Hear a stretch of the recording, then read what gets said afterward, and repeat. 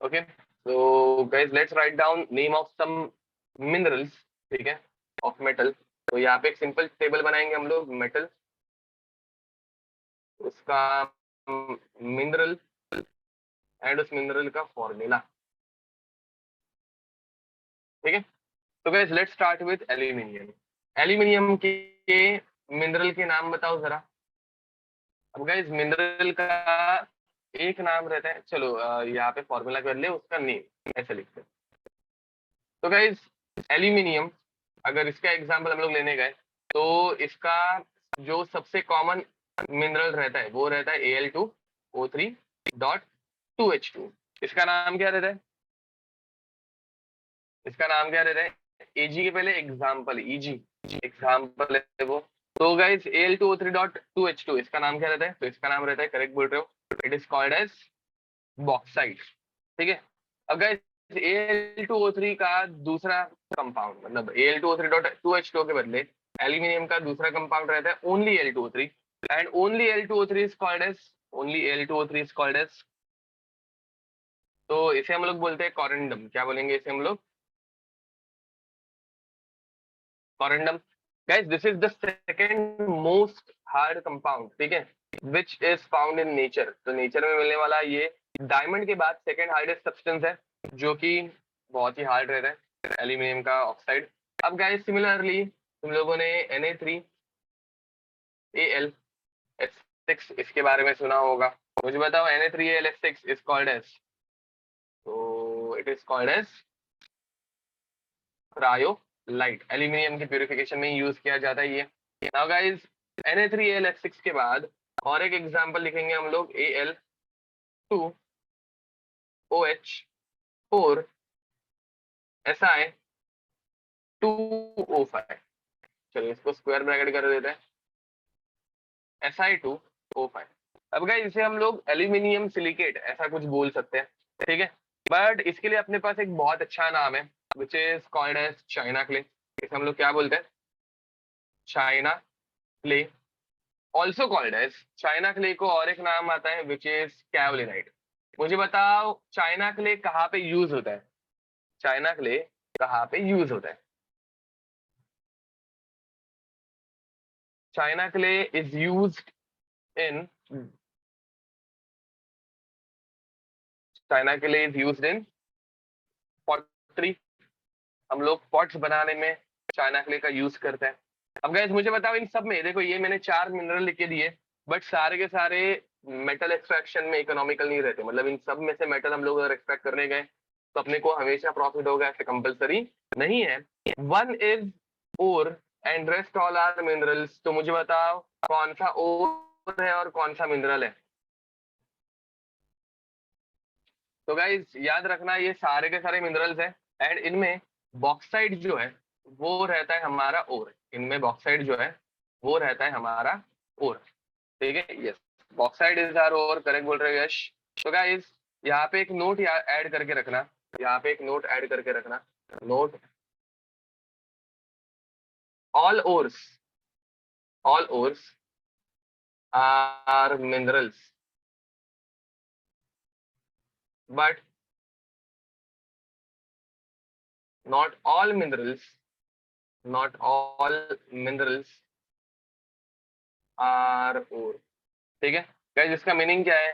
तो मिनरल जो है वो चीज रहती है जो अपने को सॉइल के अंदर मिलती है, जिसमें से हम लोगों को मेटल एक्सट्रैक्ट करने पॉसिबल होता है, ठीक है। अब सारे के सारे मिनरल जो है वो ओवर नहीं हो सकते। मतलब सारे मिनरल में से, इन सब में से मैं मेटल इकोनॉमिकली एक्सट्रैक्ट कर नहीं सकता, ठीक है, बट इनमें से कोई एक रहेगा जिसमें से मेटल इकोनॉमिकली एक्सट्रैक्ट होगा, जिसे हम लोग बोलेंगे ओर। तो all ores are minerals but not all minerals are ores, ठीक है। गाइस याद रखना, ऐसा मिनरल जिसमें से हम लोग मेटल को इकोनॉमिकली एक्सट्रैक्ट कर पाए, प्रॉफिटेबली बाहर निकाल पाए, उसे हम लोग बोलते हैं मिनरल। सॉरी, ऐसा मिनरल जिसमें से मेटल हम लोग प्रॉफिटेबली बाहर निकाल पाए उसे हम लोग बोलते हैं ओर, ठीक है। तो तुम लोगों को सिर्फ इतना याद रखना है कि सारे के सारे मिनरल्स जो है वो ओर नहीं हो सकते, बट सारे ओर्स जो है वो मिनरल्स है ही। मतलब नेचर में जो चीज हम लोगों को मेटल एक्सट्रैक्ट करने के लिए अलाउ करती है, उसे हम लोग मिनरल बोल सकते हैं। ठीक है, ओके। अब गाइस, एल्यूमिनियम के बाद let's write down example of Fe। अब Fe के ओर्स के बारे में क्या बताया जाए, ये तो हम लोगों ने बहुत बार पढ़ा है। तो Fe का सबसे कॉमन मिनरल या फिर ओर रहता है Fe2O3, जिसे हम लोग बोलते हैं हेमेटाइट। करेक्ट बोल रहे हो, ठीक है। अब गाइस, Fe2O3 के बाद आता है Fe4, Fe3, सॉरी, Fe3O4, जिसे हम लोग बोलते हैं मैग्नेटाइट। अब गाइस, इसके बाद आता है FeCO3, जिसे हम लोग बोलते हैं सिडेराइट। सिमिलरली FeS2, जिसे हम लोग बोलते हैं आयरन पायराइट। ठीक है। अब गाइस, मुझे बताओ इसमें से मिनरल कौन सा है। तो इसमें से मिनरल रहता है हमारा hematite. Do we have to remember it or not? तो ठीक है, याद रखना गाइस, यूजुअली पहले के टाइम में इसके ऊपर क्वेश्चन ज्यादा तो नहीं आते थे, बट आजकल इसके ऊपर क्वेश्चन आना स्टार्ट हो गए हैं। ठीक है, एंड क्वेश्चन एकदम सिंपल रहता है, मैच द कॉलम्स, जिसमें तुम लोगों को एल्यूमिनियम का एक मिनरल देंगे, Fe का एक मिनरल देंगे, जिंक का एक दे देंगे, कॉपर का एक दे देंगे, and they will tell us to match the columns. ठीक है, जिसमें मॉलिक्यूलर फॉर्मूला और उसका नाम तुम लोगों को सिर्फ मैच करना रहता है, नथिंग एल्स। ठीक है, तो गाइस, तुम लोगों को मैच द कॉलम्स में दो आंसर भी अगर आ गए, तुम लोगों को आंसर आराम से मिल जाता है। तो इनको ऐसे ऊपर से 4-5 बार देख लेना, 3-4 बार लिख लेना। ठीक है, सो दैट इनकी एक रफ इमेज तुम लोगों के ब्रेन में फिट हो जाए, सो दैट तुम लोग एग्जाम में सिर्फ इनको प्रेडिक्ट कर पाओ कि हाँ भाई कौन सा किधर मैच होने वाला है, दैट्स इट। ठीक है, तो जिंक, जिंक के लिए गाइस सबसे पहले हम लोग लिखेंगे ZnS। ZnS is called as zinc blend, zinc blend। Similarly another one is ZnCO3, जिसे हम लोग बोलते हैं calamine। Likewise another one is ZnO, जिसे हम लोग बोलते हैं zincite। ठीक है, तो गाइस लास्ट ईयर जेई में ऐसे बहुत सारे क्वेश्चन आए थे जिसमें तुम लोगों को अगर कैलामाइन का फॉर्मूला पता हो तो तुम लोगों के सारे आंसर सॉल्व हो रहे थे। सिर्फ कैलामाइन पता रहना चाहिए, सारे के सारे मैच द कॉलम्स तुम लोगों को मिल रहे थे। ठीक है, okay. Now guys, next is copper. Copper के लिए molecular formula of mineral is PuFeS2। इसे हम लोग बोलते हैं copper pyrite, copper pyrite. Another one is Pu2O, जिसे हम लोग बोलते हैं cuprite. Another one is Pu2S, जिसे हम लोग बोलते हैं copper glance, copper glance. And likewise another one is CuOH twice dot CuCO3, जिसे हम लोग बोलते हैं मैलाचाइट। ठीक है, तो guys these are few minerals. ठीक है, बाय द वे यहाँ पे zinc blende is the ore, copper pyrite is the ore. ठीक है, राइट इट डाउन फास्ट। तो ये हम लोगों के मिनरल एंड ओर्स है, जिनके नाम तुम लोगों को याद रखने हैं।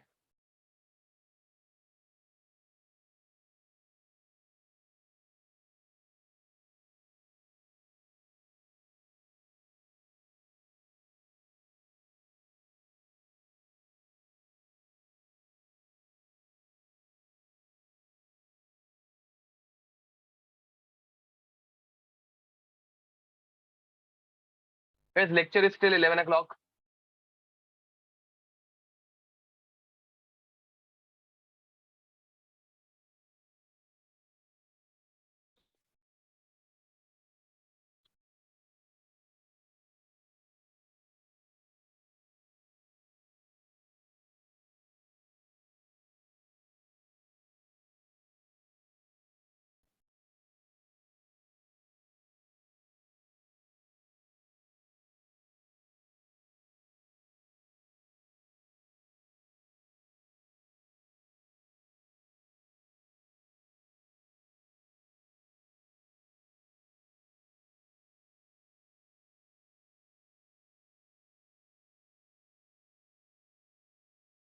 ओके, तो चलो आगे मूव ऑन करें।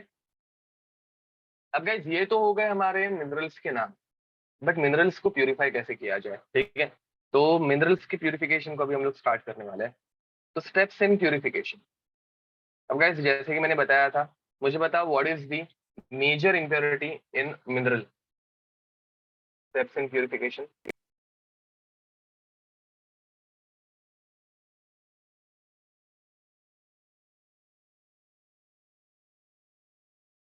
Yes, what is the major impurity, तो soil is the major impurity. तो गाइस सबसे पहले देखो, जब कहीं भी तुम लोगों के पास कोई भी एक ओर रहता है, कोई भी ओर, ठीक है, इसमें मेजर इम्प्योरिटी जो रहती है वो रहने वाली है हमारे सॉइल की। तो सबसे पहले हम लोग इसको क्या करेंगे,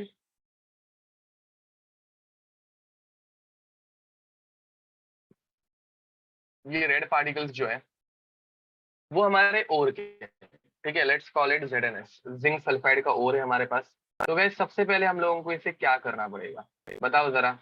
हमारी प्यूरिफिकेशन में फर्स्ट स्टेप क्या होनी चाहिए?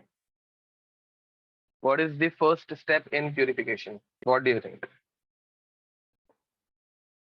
प्यूरिफिकेशन में सबसे पहली स्टेप क्या आनी चाहिए? तो गाइस सबसे पहले हम लोग इस सॉइल को धोएंगे, ठीक है, मतलब वॉशिंग देंगे इसे। एंड वॉशिंग देने के प्रोसेस को हम लोग बोलते हैं कॉन्सेंट्रेशन। क्या बोलेंगे उसे हम लोग? कॉन्सेंट्रेशन। तो कॉन्सेंट्रेशन में गाइस मेजर जो सॉइल पार्टिकल्स, जिसे हम लोग गैंज पार्टिकल्स बोलते हैं, उन्हें हम लोग रिमूव करने की कोशिश करते हैं। याद रखना, गैंज पार्टिकल्स जो है वो लास्ट तक सारे के सारे एकदम रिमूव नहीं होते, ठीक है। लास्ट स्टेप तक हम लोग सिलिका धीरे धीरे निकालते रहते हैं। तो ZnS this is ZnS, zinc sulphide ore है हमारा, एंड प्लस गैंज पार्टिकल। ये हम लोग थ्रू आउट अ प्रोसेस निकालते रहते धीरे धीरे, ठीक है। तो यहाँ पे हम लोगों ने इनको कर दिया कॉन्सेंट्रेट। इन्हें हम लोगों ने क्या कर लिया? कॉन्सेंट्रेट। इसे हम लोग बोलते हैं कॉन्सेंट्रेशन स्टेप। कॉन्सेंट्रेशन या फिर ड्रेसिंग ऑफ ओर, या फिर ऑल्सो कॉल्ड एज बेनिफिकेशन, ठीक है। तो फर्स्ट स्टेप रहती है कॉन्सेंट्रेशन, ड्रेसिंग या फिर बेनिफिकेशन, जिसमें हम लोग ओर को धोते हैं और कुछ नहीं। इसके ऊपर हाई फोर्स में पानी फेंकते हैं, पानी फेंक के मारते हैं, या फिर इसको वॉशिंग देते हैं, जिससे सारी की सारी सॉइल पार्टिकल्स जो है वो धो के निकल जाती है, एंड जो और पार्टिकल्स है वो पीछे रह जाए। अब गाइस हमारे पास और है जो कि है जिंक सल्फाइड। याद रखना गाइस, अगर हम लोगों के पास ऑक्साइड और हो ना, तो इजी बात है। अगर ऑक्साइड और ना हो तो हम लोग उसको ऑक्साइड में कन्वर्ट करने की कोशिश करेंगे। अब यहाँ पे अपने पास सल्फाइड और है। अब इस सल्फाइड ओर को हम लोगों को कन्वर्ट करना है ऑक्साइड में। तो गैस सल्फाइड को ऑक्साइड में कन्वर्ट करने के लिए इसको क्या करेंगे हम लोग? इसको हम लोग ऑक्सीजन के साथ कंबस्ट करेंगे, जलाएंगे, ठीक है। Now this step is called as oxidation. Addition of oxygen is called as oxidation. तो इसमें हम लोग इसका करेंगे ऑक्सीडेशन, ठीक है। तो नाउ गाइस ड्यूरिंग ऑक्सीडेशन हम लोग क्या करेंगे? ड्यूरिंग ऑक्सीडेशन हम लोग इसमें ऑक्सीजन ऐड करेंगे और इसको बहुत हाई टेम्परेचर पे हीट करेंगे। Now in this process what will happen? तो वी विल गेट ZnS। बताओ चलो क्या मिलेगा? ZnS का क्या बनेगा? Will get ZnO, and S का बनेगा SO2। ये SO2 आगे हम लोग सल्फ्यूरिक एसिड के प्लांट में सेंड करते हैं, जहाँ पे इससे हम लोग SO2 से SO3 बनाते हैं। SO3 में बाद में H2SO4 ऐड करके हम लोग H2S2O7 बनाते हैं, ओलियम। एंड फिर ओलियम में हमारे रिक्वायरमेंट के अकॉर्डिंगली हम लोग वाटर ऐड करके H2SO4 बनाते रहते हैं, बराबर। तो गाइस इससे हम लोगों ने बना दिया ZnO, जिंक ऑक्साइड। अब गाइस मुझे जिंक ऑक्साइड में से जिंक चाहिए, ऑक्सीजन को निकालना है। Removal of oxygen is called as, removal of oxygen is called as, बताओ जल्दी। Removal of oxygen is called as, इस जरा नीचे लिखो।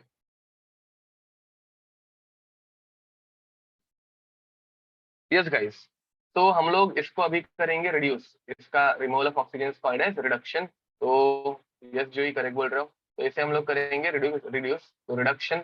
एंड रिडक्शन में हम लोग गाइस यूजुअली सबसे इजी अवेलेबल एंड सबसे सस्ती चीज यूज करते हैं।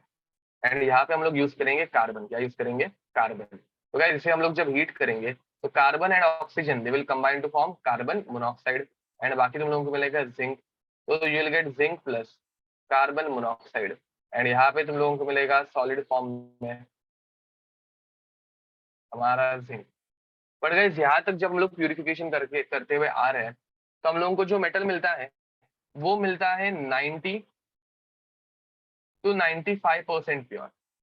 बट गाइस हम लोगों को इतने कम प्योरिटी का मेटल नहीं चलेगा। हम लोगों को लाइफ बॉय वाली प्योरिटी चाहिए विच इज 99.99%। ठीक है, तो गाइस हम लोग क्या करेंगे यहाँ पे? हम लोग इसका करेंगे रिफाइनिंग, मतलब this metal is refined. Refining करने के बाद हम लोगों को मिलता है 100%। 100% बोलना गलत हो जाएगा, बट 99.9% लाइफ बॉय वाली प्योरिटी, 99.9% प्योर मेटल। ठीक है, तो हम लोगों को ये 4 स्टेप्स अच्छे से पढ़नी है। पहले स्टेप में हम लोग करते हैं कॉन्सेंट्रेशन, दूसरे में हम लोग करेंगे ऑक्सीडेशन, तीसरे में हम लोग करेंगे reduction, and fourth one is refining. That's it. ठीक है, तो ये इतनी छोटी छोटी स्टेप्स है जो हम लोगों को एक एक करके स्टडी करनी है। मेजर क्वेश्चन इसमें से ही आते हैं गाइस, एंड आज का पूरा लेक्चर इसमें ही जाने वाला है। ठीक है, तो let's start with concentration.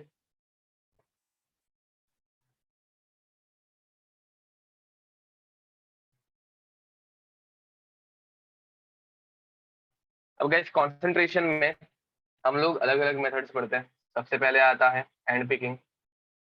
Obviously hand picking आज के जमाने में कोई यूज नहीं करता, बट पहले के जमाने में ये होता था हैंड पिकिंग। हैंड पिकिंग के बाद गाइस सेकंड मेथड आती है, तो second method is gravity separation, जो अभी भी हम लोग यूज करते हैं, बहुत इंपॉर्टेंट मेथड है। थर्ड मेथड आती है guys magnetic separation. Magnetic separation. Fourth method is froth flotation. Froth flotation. Yes, hand picking में गाइस आउटकम बहुत ही कम रहता है, करेक्ट बोल रहे हो। And last one is leaching. ठीक है, तो let's start with gravity separation. तो सेकंड वन ग्रेविटी सेपरेशन।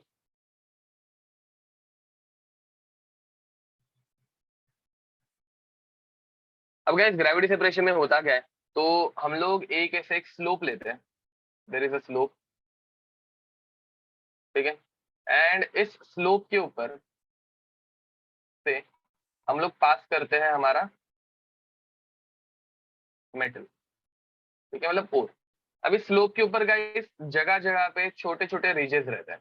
ठीक है, छोटी छोटे ऐसे रिजेस रहने वाले हैं। अब गाइस मुझे बताओ, इसके ऊपर से तुम लोग जब ओर पार्टिकल्स पास कराओगे तो ओर पार्टिकल्स में जो मेटालिक ओर है वो ज्यादा हेवियर रहता है या सॉइल ज्यादा हेवियर रहती है? मेटालिक ओर इज हेवियर या सॉइल इज हेवियर, बताओ। Obviously guys metallic ore is heavier, बराबर। तो जब हम लोग इसके ऊपर से ओर पार्टिकल्स पास करते हैं with a large flow of water, ठीक है, मतलब ज्यादा ही छोटे छोटे मैंने रिजेस बना लिए, मेरे ख्याल से बहुत ज्यादा बना रहा हूँ। यूजुअली 3-4 बना के मैं खत्म कर देता हूँ, आज पता नहीं कैसे गलती से थोड़ी छोटी बन गई। सो तुम लोगों को एक बेसिक आइडिया आई होगी।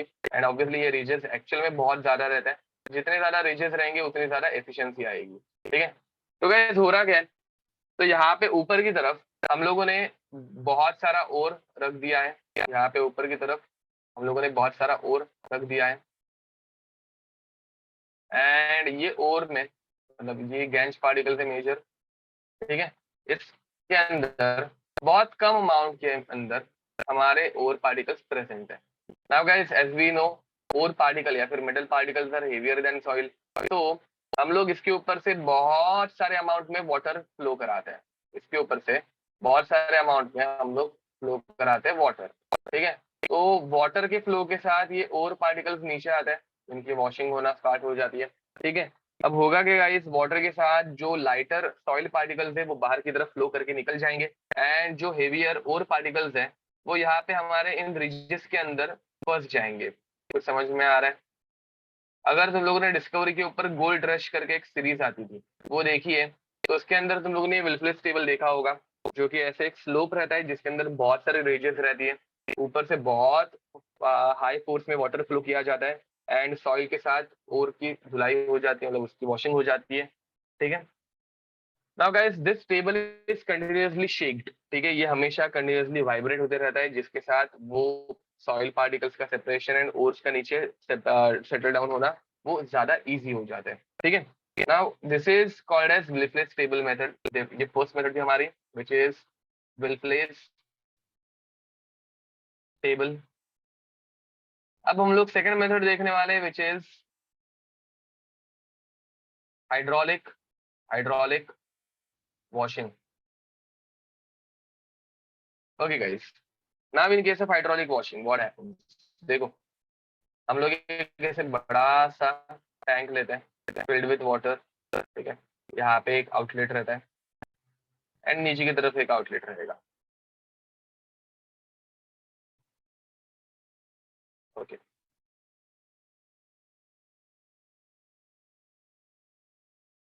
तो गाइज इस वाटर को ऑब्वियसली इस लेवल तक फिल किया जाता है। ठीक है, एंड यहाँ पे नीचे की तरफ हम लोग अटैच करते हैं वाटर होसेस। ठीक है,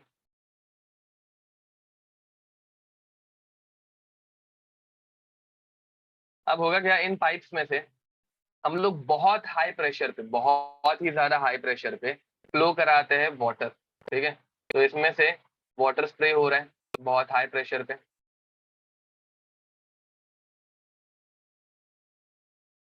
ठीक है, अब गाइस होगा क्या, ऊपर की तरफ से हम लोग ऐड कराएंगे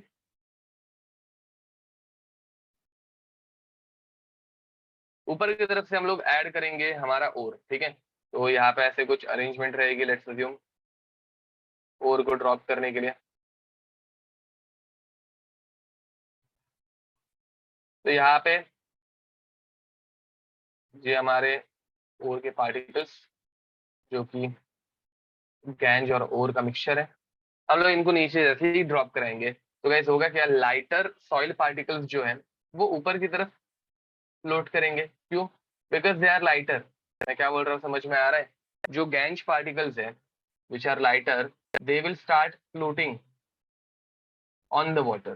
ठीक है, बिकॉज नीचे से बहुत हाई फोर्स में वाटर कंटिन्यूसली बाहर आएगा, तो जो लाइटर पार्टिकल्स है उनको वो ऊपर लेते हुए जाएगा, एंड जो हेवियर और पार्टिकल्स है वो क्या होना स्टार्ट हो जाएंगे गाइस, वो टैंक के नीचे की तरफ सिंक होना स्टार्ट हो जाएंगे। अरे कुछ समझ रहे हो?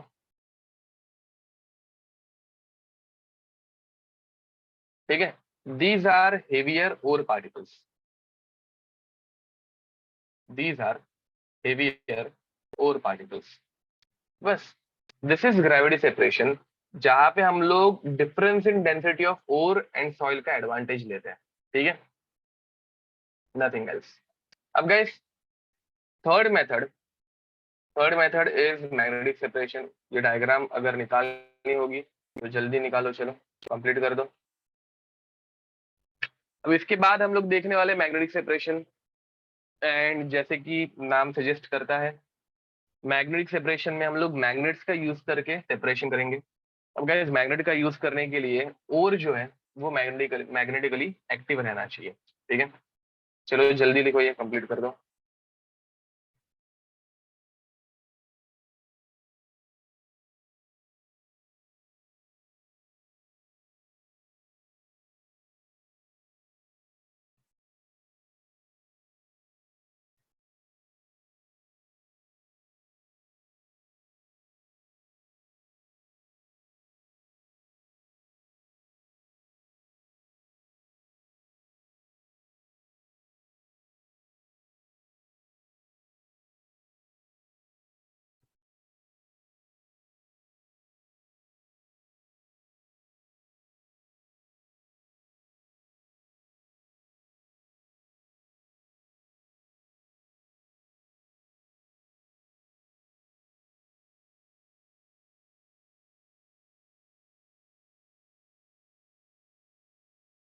यस गाइस, हो गया। चलो तो आगे बढ़ते हैं। Now next is guys magnetic separation.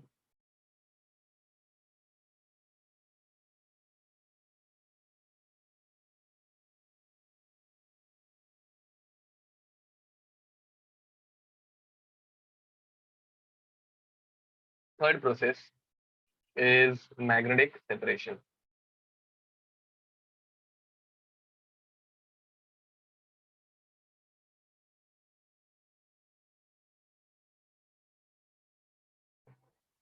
Now guys in case of magnetic separation हम लोग दो रोलर्स का यूज करते हैं।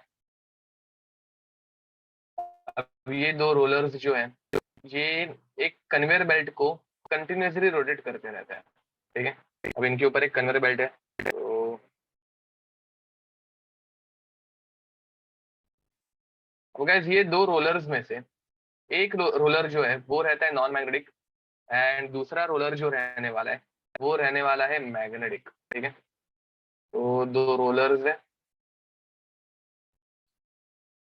जिनके ऊपर एक रबर की या फिर एक क्या बोलते हैं, लेदर की कन्वेयर बेल्ट है।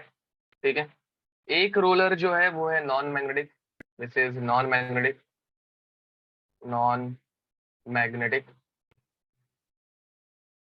And another one is magnetic. ठीक है, यहाँ पे हम लोगों ने कलेक्टर्स रखे हुए रहते हैं। एक कलेक्टर जो रहता है वो एकदम नजदीक रहता है रोलर के, एंड दूसरा कलेक्टर जो है वो थोड़ा सा दूर प्लेस किया रहता है। मतलब दो कलेक्टर्स हैं। अब देखो गाइस, इस रोलर को एक स्पेसिफिक वेलोसिटी के ऊपर फ्लो कराया जाता है।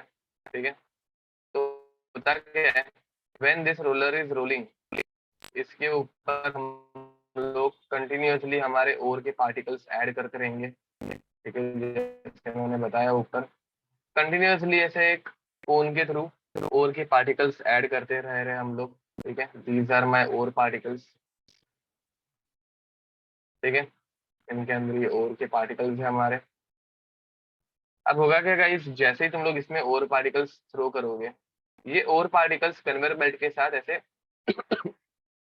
आगे आगे जाना स्टार्ट करेंगे। इनके अंदर जो मेटालिक पार्टिकल्स है, हाँ बाय द वे इसकी कंडीशन बताना ही भूल गया मैं। तो मेटल जो है, मेटल शुड बी, मेटल और इम्प्योरिटी, चलो उल्टा ये होता है, मेटल और इम्प्योरिटी शुड बी मैग्नेटिक। दोनों में से एक कोई चीज जो है वो मैग्नेटिक रहनी चाहिए। सो गाइस लेट्स अज्यूम कि हमारा जो रेड कलर का ओर पार्टिकल है वो मैग्नेटिक है। तो जैसे ही वो मैग्नेटिक के कांटेक्ट में आ जाएगा, वो मैग्नेट से क्या हो जाएगा, अट्रैक्ट होना स्टार्ट होगा और चिपक जाएगा। गाइस जब वो नीचे गिरेगा तो वो मैग्नेट से क्लोज गिरेगा, एंड जिसकी वजह से यहाँ पे हम लोगों को ओर जो है वो फर्स्ट कंटेनर के अंदर मिलेगा। अब गाइस उसी बदले जो नॉन मैग्नेटिक इम्प्योरिटीज थी, वो स्पीड की वजह से उनका मोमेंटम कंटिन्यूड रहेगा, एंड वो आगे की तरफ जाके थोड़ा सा दूर गिरेंगी जहाँ पे हमारा सेकंड कंटेनर है, and this is are gangue particles. Guys are you getting it? ये समझ में आ रहा है तुम लोगों को कि ओर जो है वो मैग्नेटिक है एंड गैंच पार्टिकल्स जो है वो नॉन मैग्नेटिक है, इसलिए वो थोड़ा सा दूर फेंके गए एंड मैग्नेटिक की तरफ और चिपक के वो नजदीक गिर गया। ठीक है, तो दिस इज मैग्नेटिक और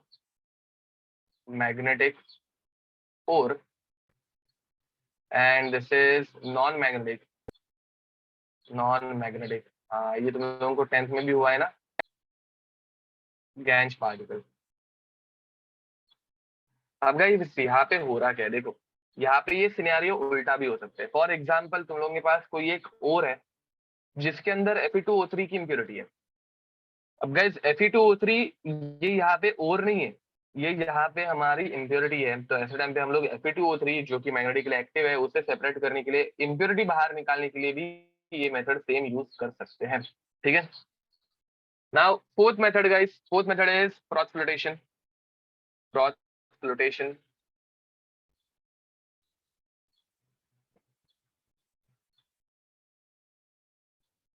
froth flotation. Now guys in case of froth flotation देखो होता क्या है।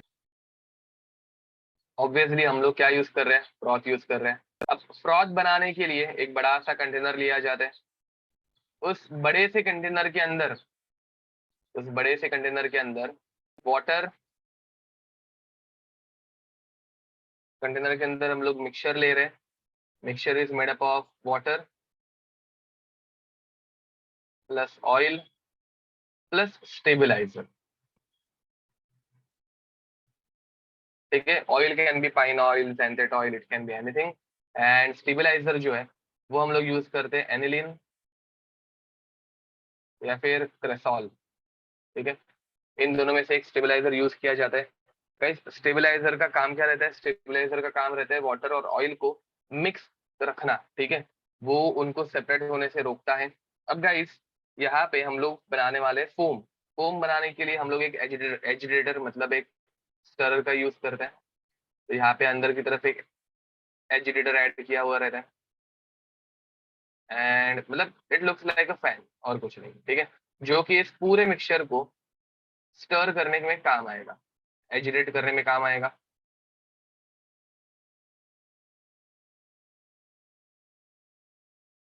अब गाइस इसमें छोटे छोटे होल्स रहते हैं एंड उन छोटे छोटे होल्स में से बाहर आते हैं एयर बबल्स। ठीक है, एंड जैसे ही ये एजिटेटर रोटेट करना स्टार्ट करता है तुम लोगों को फोम मिलना स्टार्ट होगा। एयर जो है वो अंदर की तरफ ट्रैप हो जाएगी इस मिक्सचर के एंड तुम लोगों को ऊपर की तरफ क्या मिलना स्टार्ट होगा, फोम मिलेगा। ठीक है, तो यहाँ पे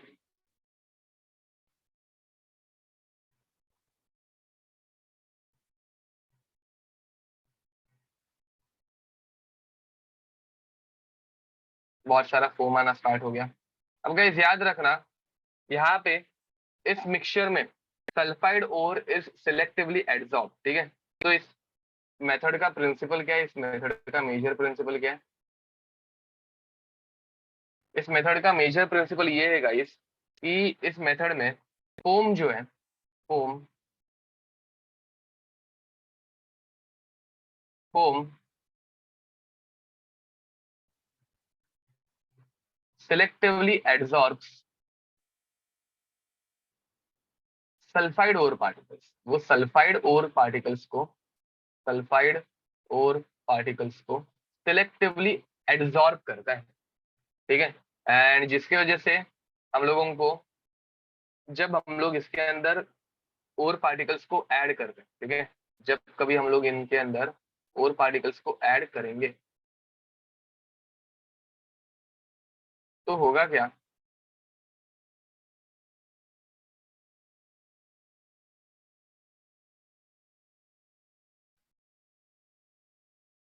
ये जो और पार्टिकल्स हैं वो सिलेक्टिवली ऊपर की तरफ एड्सॉर्ब होंगे। गाइस याद रखना यहाँ पे हम लोगों के और पार्टिकल्स नीचे सेटल डाउन नहीं होते। ग्रेविटी सेपरेशन में या फिर मैग्नेटिक सेपरेशन में वो नजदीक आ गए थे, नीचे सेटल डाउन हो गए थे। पर यहाँ पे और पार्टिकल्स जो है वो नीचे सेटल डाउन नहीं होते, वो ऊपर ही रहते हैं। एंड जो भी गैंज पार्टिकल है वो नीचे रह जाता है। समझ में आ रहा है कुछ? So these are gangue particles and these are core particles. ठीक है, अब गाइज इस मेथड की इन्वेंशन की मेथड भी है ना बहुत इंटरेस्टिंग है। ठीक है, तो ये मेथड इन्वेंट कैसे हुई थी उसकी स्टोरी भी हम लोग सुनने वाले हैं। बिकॉज यूजुअली तो ऐसे चीजों के ऊपर क्वेश्चन नहीं आता, बट 2021 में जेई में एक क्वेश्चन आया था इसके ऊपर। तो हुआ क्या था कि ये मेथड यूज करने से पहले हम लोग कॉपर का क्यूप्राइट और ज्यादा यूज करते थे, CU2। ठीक है, इसका प्यूरिफिकेशन या फिर कॉन्सेंट्रेशन ज्यादा इजी था, ज्यादा इकोनॉमिकल था, ज्यादा प्रॉफिटेबल था। तो ये हम लोग और यूज करते थे। एंड फिर एक दिन हुआ क्या कि एक कॉपर माइन में काम करने वाला माइनर वो घर गया। घर जाने के बाद उसने अपने कपड़े धोने के लिए डाल दिए। अब वो कपड़े धोते वक्त उसके वाइफ ने नोटिस किया कि जो कपड़े के ऊपर झाग आ रहा है, ठीक है, कपड़े धोते वक्त जो हम लोग फोम लैदर क्रिएट करते हैं उसके अंदर मेजरली उसको ऐसे कुछ शाइनी ग्लिटरी पार्टिकल्स दिख रहे थे। कुछ पार्टिकल्स थे जो शाइन कर रहे थे। ठीक है, तो ये ऑब्जर्वेशन उसने जाके उस माइन में जो ये था मेटलर्जिस्ट या फिर जो केमिस्ट था, उसे जाके बताया, इन्फॉर्म किया कि यार कपड़े धोते वक्त जो ऊपर की तरफ झाग आ रहा है, जो फोम क्रिएट हो रहा है, उसके अंदर कुछ शाइनी पार्टिकल्स मिल रहे हैं। तो उसने वो एक्सपेरिमेंट वापस रिक्रिएट करके देखा, एंड उसके बाद उसको पता चला कि जो ऊपर की तरफ पार्टिकल्स आ रहे हैं वो ओर के पार्टिकल्स हैं, एंड वो स्पेसिफिकली एक सिंगल ओर के रहते हैं। वो स्पेसिफिकली एक सिंगल ओर के रहते हैं, which is a sulphide ore, which is a sulphide ore. And guys, ये मेथड डिस्कवर होने के बाद हम लोगों ने यूज करना स्टार्ट किया cuprite CuFeS2 as a ore of copper.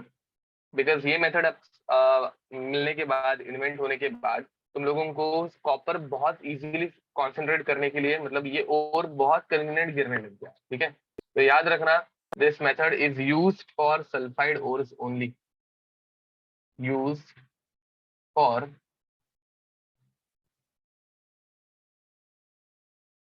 Sulphide ores only. ठीक है, now guys, fifth method is leaching. Fifth method is leaching. Now meaning of leaching is selective absorption, selective absorption of ore particles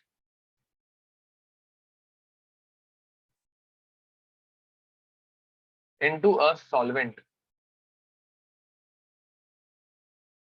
is called as leaching। ठीक है, और particles का selective absorption. ठीक है, यहाँ पे हम लोग एब्जॉर्प्शन बोल रहे हैं गाइस, एड्सॉर्प्शन नहीं। ठीक है, तो अब ये मेथड समझने के लिए हम लोग एक सिंपल एग्जांपल लेंगे। लेट्स अज्यूम तुम लोगों के पास थोड़ा सा अल्कोहल था, एंड तुम लोगों के पास थोड़ा सा ऑयल था, एंड गलती से अनफॉर्चुनेटली ये दोनों चीजें जो है वो मिक्स हो गई। ठीक है, अब इस मिक्सचर के अंदर तुम लोगों के पास है अल्कोहल प्लस ऑयल। अब गाइस, तुम लोगों को ये फेंकना तो बिल्कुल नहीं है, अल्कोहल बहुत महंगा है, अज्यूम कर लेता है, एंड तुम लोग कुछ भी करके इस अल्कोहल को ऑयल से सेपरेट कर रहे हैं, एंड तुम लोगों के पास कुछ कॉम्प्लेक्स इंस्ट्रूमेंट्स नहीं है जिसके थ्रू तुम लोग ये प्रोसेस कर पाओ। समझ में आ रहा है? मतलब तुम लोगों के पास कोई ऐसा प्रोसेस नहीं है डिस्टिलेशन जैसा, फ्लास्क नहीं है, कोनिकल फ्लास्क नहीं है, ऐसे समझ लो, या फिर हीट बिना किए तुम लोगों को ये करना है, घर में बैठे करना है, लैब के अंदर नहीं करना है। तो तुम लोग ऐसी कौन सी मेथड यूज करोगे सो दैट ये दोनों सेपरेट हो जाए? बताओ जरा, क्या यूज कर सकते हैं तो ये सेपरेट हो जाएंगे, बताओ।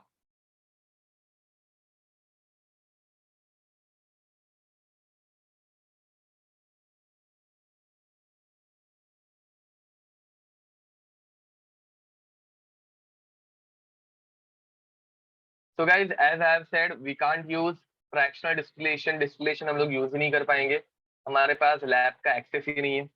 तो गाइज, इसके लिए हम लोगों को एक सिंपल कोई तो मेथड यूज करनी है, एंड इसमें हम लोग ऐड करेंगे वाटर। क्या ऐड करेंगे? वाटर।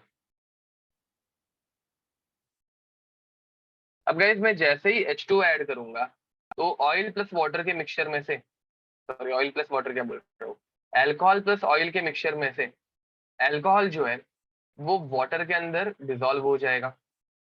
तो वाटर की एक लेयर जिसके अंदर अल्कोहल मिक्स्ड है अभी, एंड दूसरा ऑयल की लेयर जो कि वाटर के ऊपर फ्लोट होगी। करेक्ट बोल रहे हो, वाटर उसके ऊपर फ्लोट होगा, एंड अल्कोहल वाटर वाटर के अंदर डिसॉल्व होगा। समझ में आ रहा है कुछ?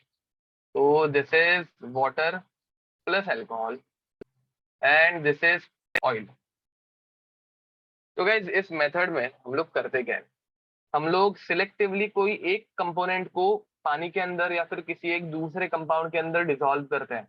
यहाँ पे मैंने सिलेक्टिवली अल्कोहल को पानी के अंदर डिसॉल्व किया, एंड ऑयल जो है वो ऊपर की तरफ फ्लोट हो गया। ठीक है, तो this is called as leaching. And leaching जो है वो हम लोग यूज करते हैं बॉक्साइट ओर के लिए। किसके लिए यूज करेंगे? बॉक्साइट के लिए।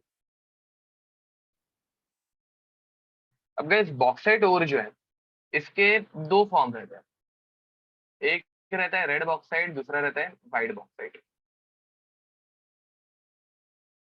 Red bauxite and another one is white bauxite.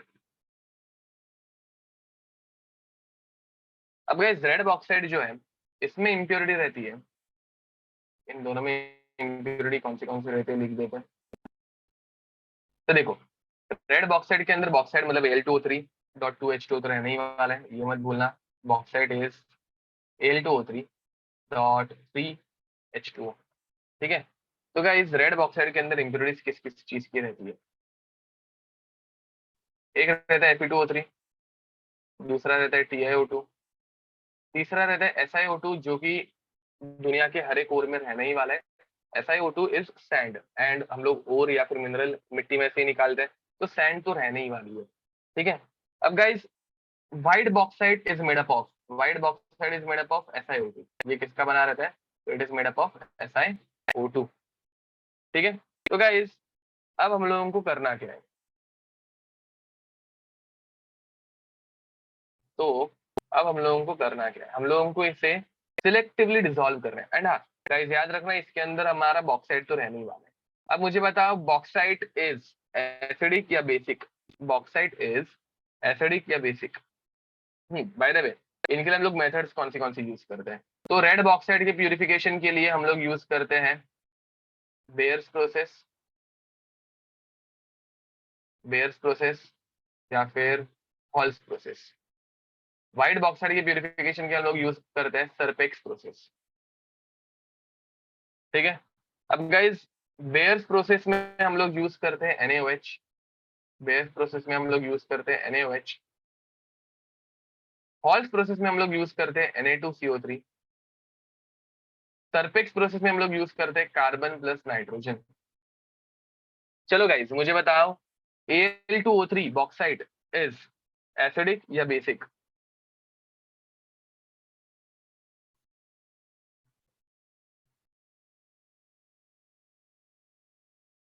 तो गाइज Al2O3 इज एम्फोटेरिक, याद है क्या कुछ? It is amphoteric. अब guys Fe2O3 is basic, Ti2O3 is basic metal oxide ना, but silicon dioxide guys silica is non metal, तो ये बन जाएगा एसिडिक, ठीक है। अब गाइस मुझे बताओ amphoteric compound is soluble in base, मतलब हम लोग इसमें NaOH अगर ऐड कर रहे हैं तो NaOH के साथ एम्फोटेरिक कंपाउंड रिएक्ट करेगा क्या? तो yes it will react with NaOH। Acidic compound react करेगा कि? Yes it will react with NaOH। Basic compound base के साथ रिएक्ट करेगा क्या? तो no it will not react. समझ में आ रहा है मैं क्या बोल रहा हूँ?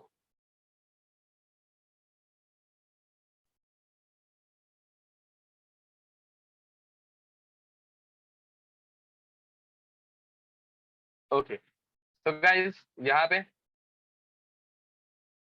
अगर हम लोग रिएक्शंस लिखने गए तो कैसे होगा?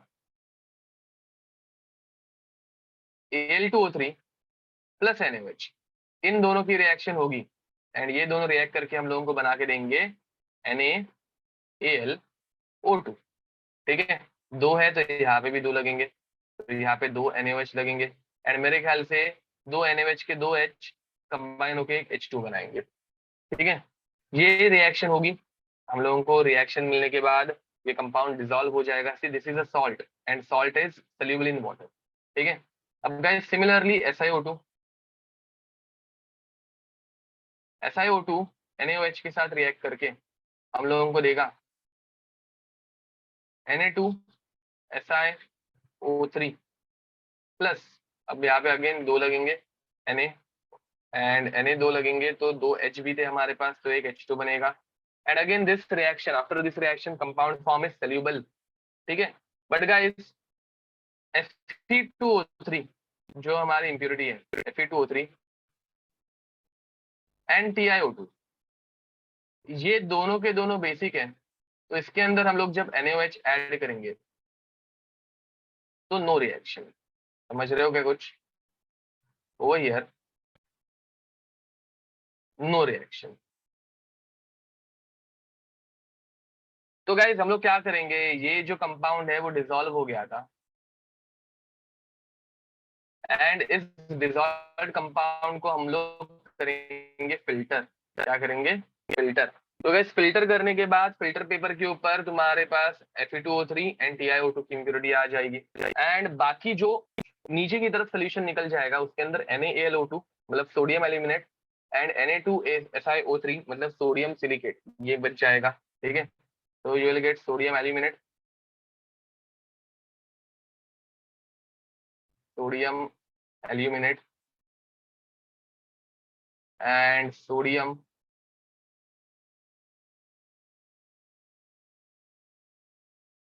सिलिकेट। ठीक है, तो गाइज ये दो चीजें तुम लोगों को डिसॉल्व करके मिल जाएगी।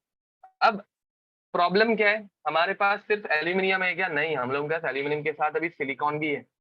तो हम लोगों को अभी इन दोनों को इन दोनों के मिक्सचर को सेपरेट करना है। तो इन दोनों के मिक्सचर को सेपरेट कैसे किया जाए, तो व्हाट वी विल डू, हम लोग NaAlO2 प्लस Na2SiO3 इन दोनों के मिक्सचर को एक्सेस ऑफ वाटर में डिसॉल्व करते हैं।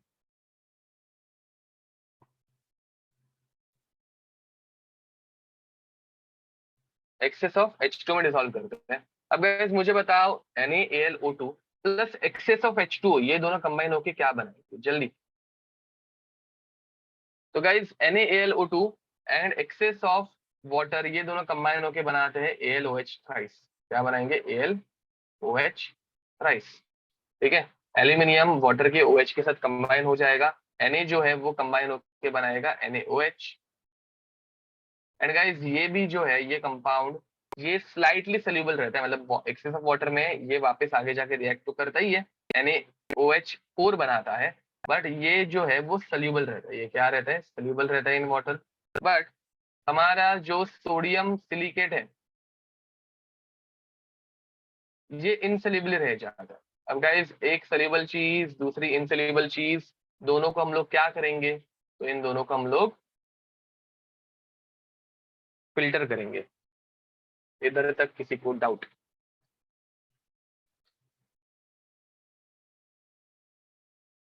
ठीक है, ओके। सो गाइज अब तुम लोगों के पास AlOH थ्राइस आ गया। इस AlOH थ्राइस को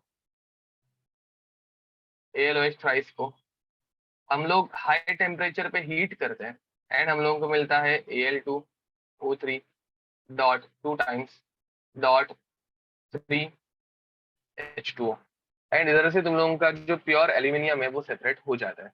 अब गाइस ये देखो, ये हम लोगों ने जो देखी वो होती बेयर्स प्रोसेस। बेयर्स प्रोसेस में हम लोग NaOH ऐड करते हैं, NaOH is base, base acid और एम्फोरिक कंपाउंड के साथ डिसॉल्व हो जाता है रिएक्ट करके, एंड हम लोग उनको सेपरेट कर लेते हैं। सेपरेट करने मतलब फिल्टर करके उनको सेपरेट कर लेते हैं, तो थोड़ी सी इम्प्योरिटी निकल जाती है। और अभी अपने पास एल्यूमिनियम और सिलिकॉन ये दोनों है। अब इसके बाद हम लोग क्या करेंगे, हम लोग सिलिकॉन को सेपरेट करने के लिए इसमें एक्सेस ऑफ वाटर ऐड करेंगे। एक्सेस वाटर ऐड करने के बाद AlOH थ्राइस बनेगा जो सोल्यूबल है, वापस हम लोग इसको फिल्टर करेंगे, हम लोगों को Al बाजू में मिल जाएगा। अब AlOH थ्राइस को हम लोग हीट करेंगे तो अपने को मिलेगा वापस Al2O3। ठीक है, this is the process of leaching. अब बेस प्रोसेस के बदले अगर हम लोग हॉल्स प्रोसेस यूज करते हैं, गैस रिएक्शन एग्जैक्टली सेम रहती, बस हॉल्स प्रोसेस में जहाँ पे H2O है वहां पे तुम लोगों को मिलता है CO2। समझ में आ रहा है कुछ, यहाँ पे तुम लोगों को मिलता है CO2, एंड यहाँ पे जब तुम लोग एक्सेस ऑफ वाटर यूज करते हैं तो एक्सेस ऑफ वाटर के साथ हम लोग यूज करते हैं CO2, तो यहाँ पे NaOH के बदले तुम लोगों को मिलता Na2CO3। ठीक है, तो हॉल प्रोसेस हम लोग वापस लिखते नहीं बैठेंगे, ये लिख के कंप्लीट कर दो जरा जल्दी।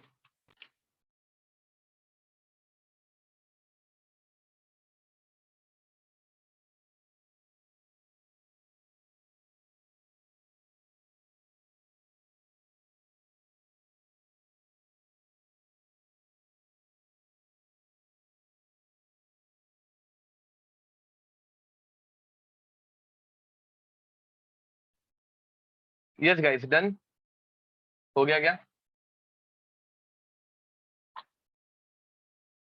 Now concentration terms are over, now we'll start with oxidation term. ठीक है, कि भाई ऑक्सीडेशन कैसे होता है। अब गाइस ऑक्सीडेशन भी बहुत सिंपल है, और ऑक्सीडेशन में दो मेजर टाइप्स हैं। ठीक है, ऑक्सीडेशन में दो ही मेजर टाइप है।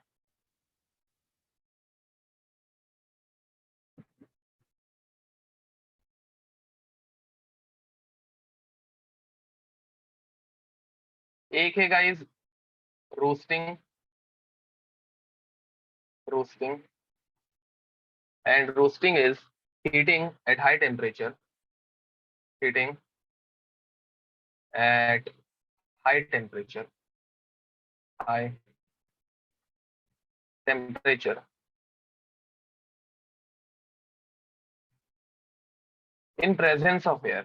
ठीक है, एयर के प्रेजेंस में बहुत हाई टेम्परेचर पे हीट करना, इसे हम लोग बोलते हैं रोस्टिंग. तो guys for example ZnS zinc sulphide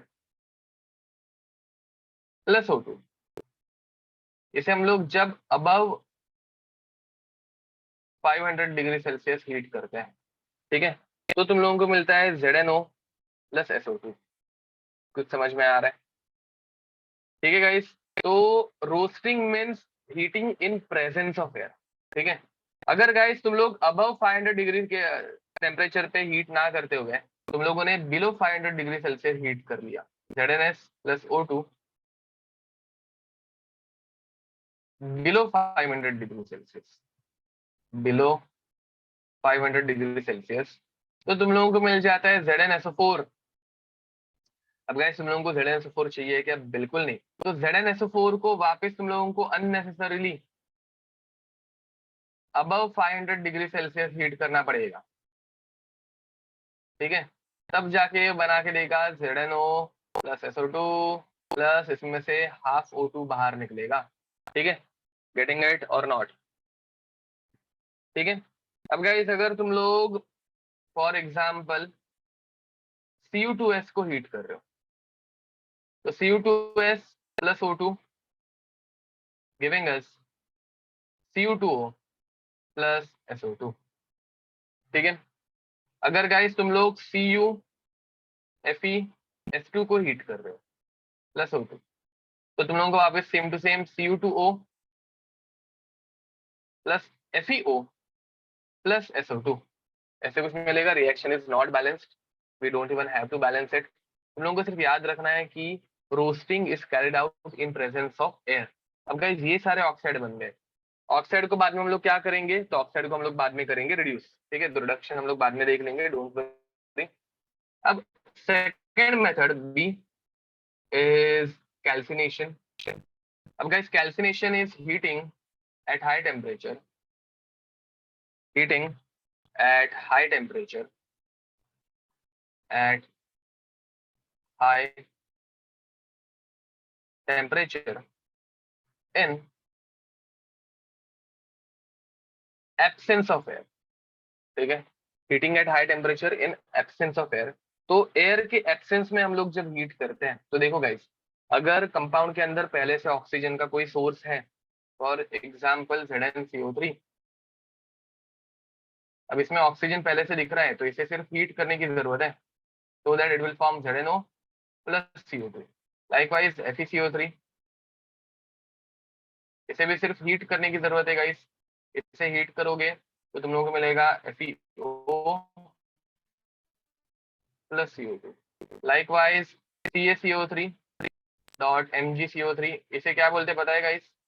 इसे हम लोग बोलते हैं डोलोमाइट. डोलोमाइट ये एक मैग्नीशियम का ओर है. डोलोमाइट को जब हम लोग हीट करेंगे तो it forms CaO plus MgO plus CO2.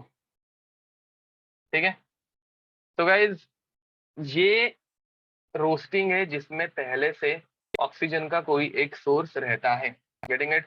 Again अगर तुम लोगों को कोई हाइड्रेट दे दिया MgSO4 डॉट 7H2O, इसे हम लोग बोलते हैं एप्सम सॉल्ट. क्या बोलेंगे?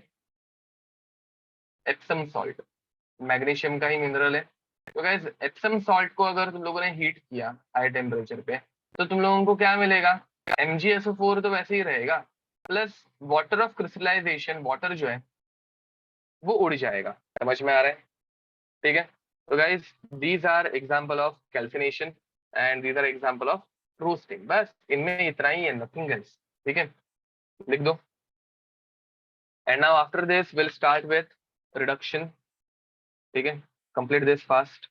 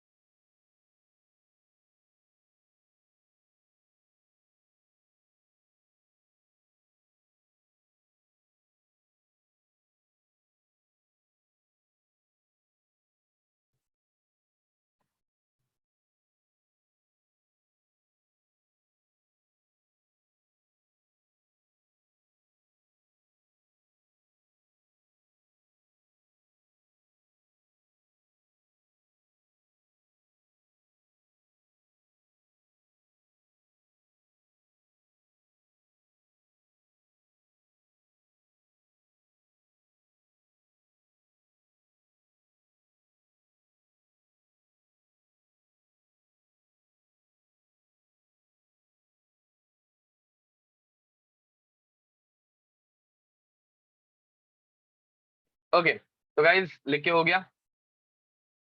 Now let's start with reduction. अब रिडक्शन भी एकदम सिंपल टेक्निक है जिसमें हम लोग अलग अलग चीजें रिडक्शन के लिए यूज कर सकते हैं। ठीक है, तो लेट्स सी। देखो, reduction,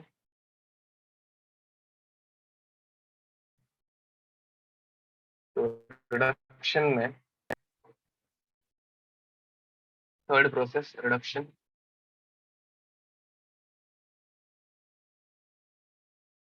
Now guys, reduction can be done by using n number of compounds. For example तुम लोग एल्यूमिनियम यूज कर सकते हो रिडक्शन के लिए, फिर इसे हम लोग बोलेंगे एल्यूमिनियोथर्मी। ठीक है, अब एल्यूमिनियोथर्मी में हम लोग यूज करते हैं अलग अलग expensive metals, for example chromium, manganese, ठीक है, टाइटेनियम। याद रखना गाइस, एल्यूमिनियम के यूज में, मतलब एल्यूमिनियम का जब हम लोग यूज करेंगे तो हम लोग अच्छे खासे एक्सपेंसिव मेटल्स यूज करेंगे, बिकॉज एल्यूमिनियम को हम लोग एफई के रिडक्शन के लिए यूज नहीं कर पाएंगे। एल्यूमिनियम और एफई में एफई ज्यादा सस्ता है, एल्यूमिनियम महंगा है। तो गाइज चीपर मेटल के लिए हम लोग एक्सपेंसिव मेटल्स यूज नहीं कर पाएंगे, कॉमन सेंस की बात है। ठीक है, सिमिलरली गाइज हाइड्रोमेटलर्जी, मतलब जिसमें हम लोग हाइड्रोजन यूज करते हैं, अब यहाँ पे हाइड्रोजन जो है वो कॉपर के लिए यूज होता है, स्पेसिफिकली ये कॉपर के लिए एग्जांपल है। Likewise guys we can use carbon. Carbon is used for an number of different compounds guys. ठीक है, कार्बन का यूज तो अलग अलग जगहों पे होता है। For example it is use for Fe, it can be use for copper, it can be use for zinc, an number of different compounds. ठीक है, तो ये कुछ रिडक्शन के टाइप्स हैं, एंड इनके बेसिस पे हम लोगों को अलग अलग टाइप की रिडक्शन टेक्निक्स मिलती है। तो एक रिडक्शन टेक्निक रहती है एल्यूमिनियोथर्मी। एल्यूमिनियोथर्मी तुम लोगों को आइडिया आ गई होगी। सेकंड रहती है हाइड्रोमेटलर्जी।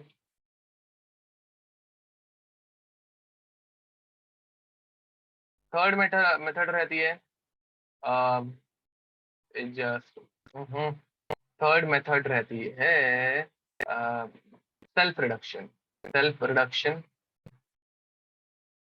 जिसमें हम लोग यूज करेंगे पायरोमेटलर्जी।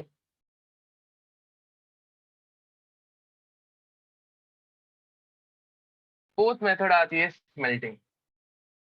स्मेल्टिंग, ठीक है। तो गाइस लेट्स स्टार्ट विद एल्यूमिनियोथर्मी।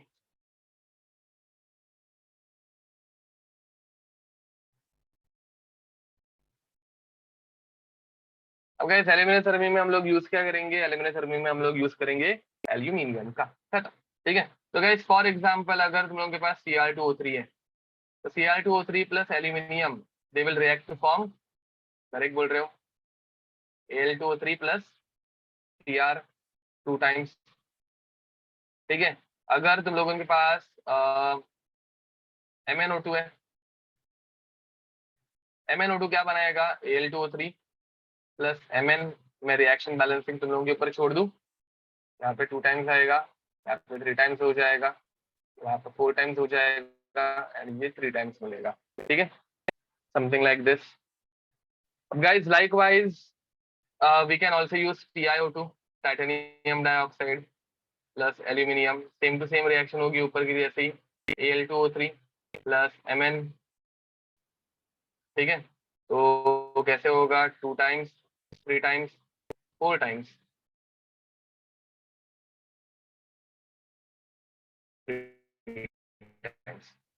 अब गाइज यू कैन प्यूरिफिकेशन में यूज नहीं होता, क्यों नहीं होता, Fe2O3 का प्यूरिफिकेशन में यूज नहीं होता, क्यों नहीं होता, Fe2O3 का प्यूरिफिकेशन में यूज नहीं हो पाता, क्यों नहीं हो पाता, मतलब Fe का प्यूरिफिकेशन एल्यूमिनियम को यूज करके नहीं होता। Why, because guys Fe is a cheaper metal. याद रखना Fe जो है वो एक चीप मेटल है, जिसके प्यूरिफिकेशन के लिए हम लोग एल्यूमिनियम जैसा एक्सपेंसिव मेटल बिल्कुल यूज नहीं कर पाएंगे, अफोर्डेबल ही नहीं होगा। अगर कोई चीज अफोर्डेबल ही नहीं हो रही है तो करके क्या फायदा है। ठीक है, तो गाइज ओवर हियर याद रखना, this reaction is not used, but this reaction is called as thermite process. Thermite process जो कि रेलवे ट्रैक्स को मेल्ट मेल्ट करके वेल्ड करने में काम आती है। ठीक है, तो ये रेल ट्रैक्स में काम आता है, रेल ट्रैक्स के प्रिपरेशन में काम आते हैं, याद रखना। ठीक है, तो दिस इज एल्यूमिनियम थर्मी, जिसमें हम लोग एल्यूमिनियम का यूज करते हैं सामने वाले मेटल को रिड्यूस करने के लिए। ठीक है, यहाँ पे अगर देखोगे तो क्रोमियम, मैंगनीज, ओके, यहाँ पे टाइटेनियम के बदले मैंने मैंगनीज लिख दिया गलती से।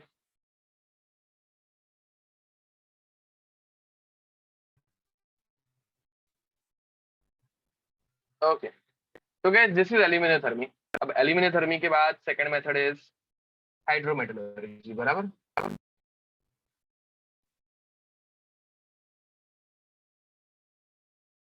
Now in case of hydrometallurgy, reduction is carried out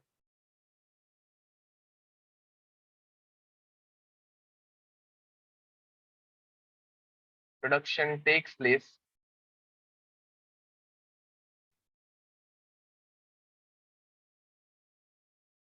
in presence of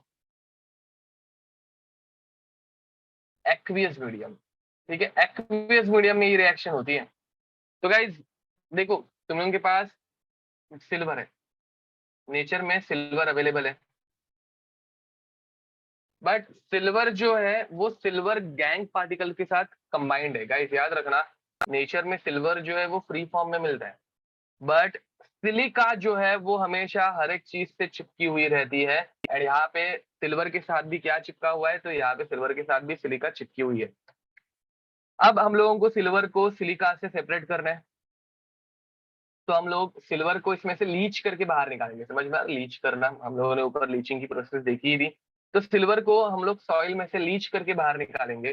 तो सिल्वर को हम लोग मिक्स करेंगे Cn माइनस के साथ, मतलब it is mix with KCN in presence of oxygen, and in this reaction what is formed? तो guys silver and cyanide इसका एक ही कंपाउंड बनता है, which is AgCN minus, AgCN twice minus। अब माइनस चार्ज बैलेंस करने के लिए यहाँ पे हम लोग अटैच कर देते हैं कि प्लस।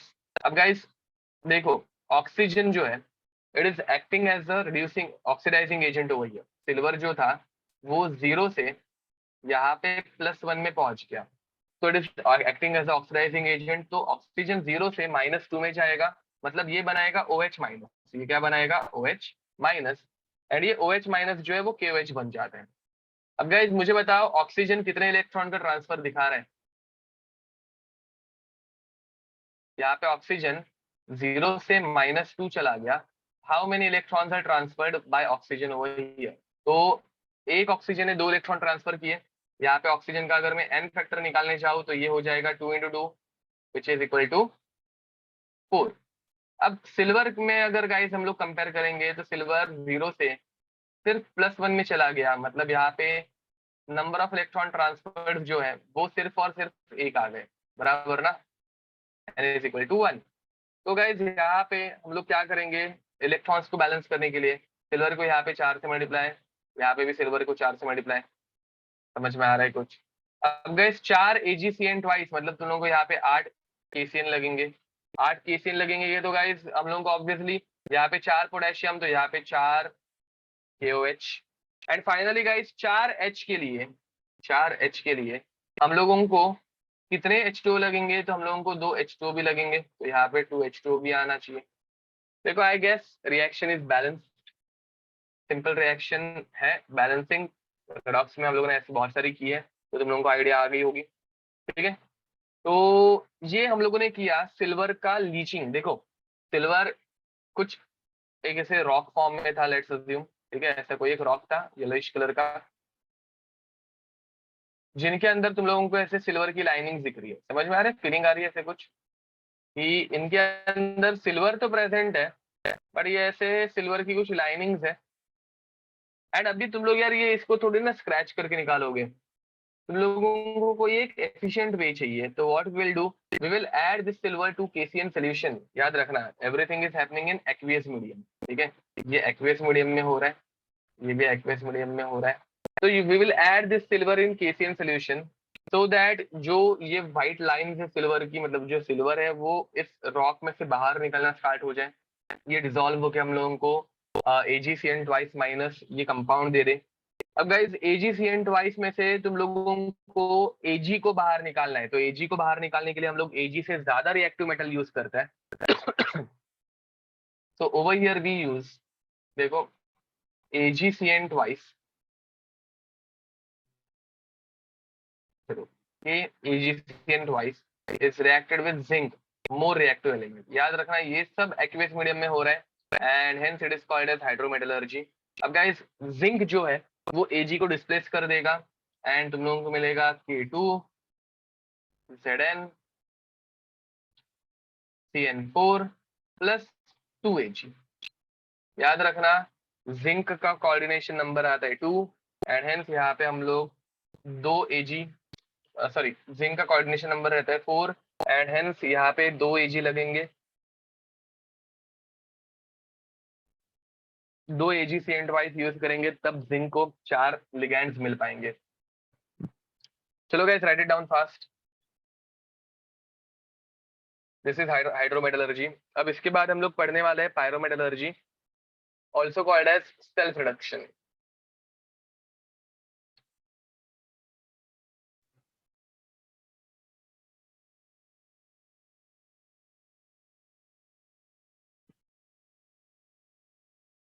चलो गाइस लिख के हो गया।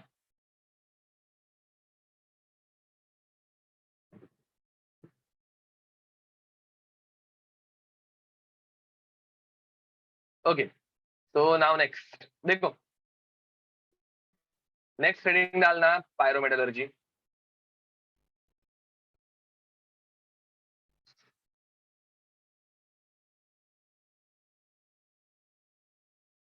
Pyrometallurgy also called as self reduction. ठीक है, तो गाइस सेल्फ रिडक्शन के लिए तुम लोगों को याद रखना है चापा।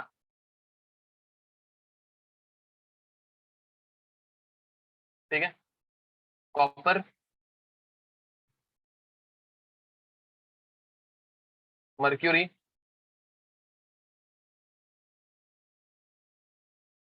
Silver, platinum, gold.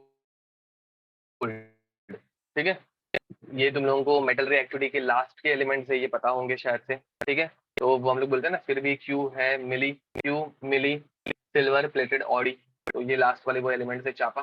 ठीक है, अब ये सेल्फ रिडक्शन के अंडर को जा सकते हैं।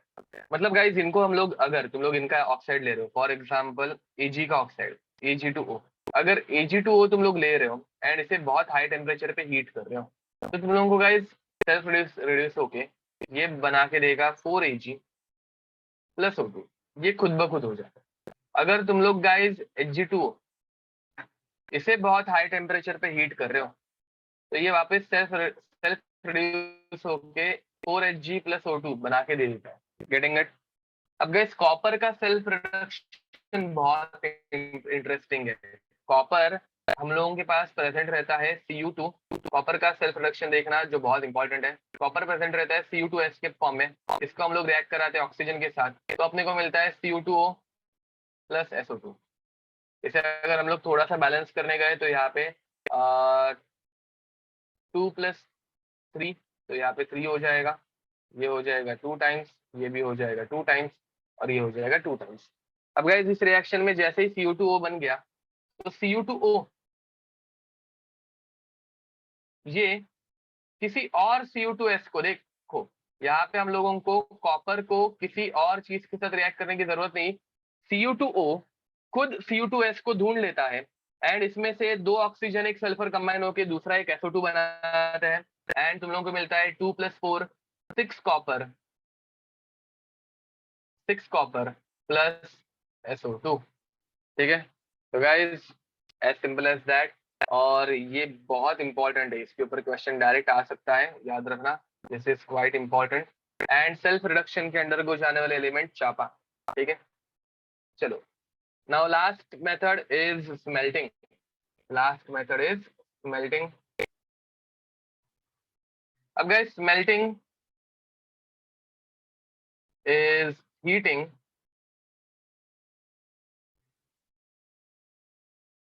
एट हाई टेम्परेचर, तो हम लोग इतना हीट करते हैं कि मेटल लिटरली मेल्ट हो जाए eight high temperature with suitable with a suitable reducing agent। ठीक है। अब गाइस यूजुअली हम लोग स्मेल्टिंग में यूज करते हैं कार्बन। क्या यूज करेंगे? कार्बन। अब गाइस स्मेल्टिंग में सबसे बड़ी प्रॉब्लम ये होती है कि यार कार्बन ऑक्सीजन के साथ कंबाइन हो रहा है। अब कार्बन जब ऑक्सीजन के साथ कंबाइन होता है ना, वो दो मैनर में कंबाइन हो सकता है। एक मैनर रहता है carbon solid plus O2 gas. मुझे बताओ, carbon and oxygen they combine to form CO2। Correct बोल रहे हो, तो CO2 gas. And gas second manner रहता है carbon solid plus O2 gas. So 2 carbon plus O2 giving us 2 CO gas. ठीक है। अब ये दो रिएक्शन में कार्बन कार्बन डाइऑक्साइड एक जगह पे बना रहा है और दूसरी जगह पे बना रहा है carbon monoxide. So question is that when it will form carbon dioxide and when it will form carbon monoxide. ठीक है। Likewise guys, carbon monoxide can also combine carbon monoxide can also combine with O2 gas to form 2CO2 gas। तो guys कौन सी reaction होगी और कौन सी reaction नहीं होगी वो हम लोगों को कैसे पता चलेगा? या फिर ये इसमें से कोई रिएक्शन टेम्परेचर डिपेंडेंट है क्या, वो हम लोगों को कैसे पता चलेगा? तो गाइज रिएक्शन होगी या नहीं होगी ये पता करने के लिए हम लोग यूज करते हैं थर्मोडायनेमिक्स। थर्मोडायनेमिक्स में एक पैरामीटर था गिब्स फ्री एनर्जी, जिसका हम लोग यूज करने वाले हैं। Now guys, first of all over here, all these compounds are reacted with oxygen and oxygen के साथ वाली सारी reactions जो रहती हैं उन्हें हम लोग बोलते हैं combustion reaction। क्या बोलते हैं? Combustion reaction। And in case of combustion reaction, it is absorbed या evolved। In case of combustion reaction, it is evolved। Correct बोल रहे हो। तो guys, combust होते वक्त कोई भी चीज हीट को इवॉल्व करती है तो यहाँ पे डेल्टा एच की वैल्यू जो रहेगी वो हो जाएगी नेगेटिव। यहाँ पे एक्सोथर्मिक रिएक्शन होने वाली है and delta H is negative. Heat evolve हो रही है ना गाइस। अब गाइस तुम लोग मुझे जरा एंट्रोपी बताओ, फर्स्ट रिएक्शन में एंट्रोपी चेंज क्या आ रहा है? फर्स्ट रिएक्शन में entropy change one molecule gas का entropy change is 0। Second reaction में एंट्रोपी चेंज देखो, यहाँ पे एक गैस का मॉलिक्यूल है, एक से ये दो हो गए तो entropy change is positive. Third वाले में एंट्रोपी चेंज, यहाँ पे कितने मॉलिक्यूल थे? 2 + 1 3, यहाँ पे कितने हैं? 2 है, तो entropy change is negative. Correct बोल रहे हो यश। तो गाइस यहाँ पे हम लोगों ने डेल्टा एच डेल्टा एस का तो प्रेडिक्शन कर लिया, बट अभी अपने को डेल्टा जी के बारे में सोचना है। See we are plotting Ellingham's diagram. कौन से डायग्राम हम लोग देखने वाले अभी? Ellingham's diagram. And in case of Ellingham diagram,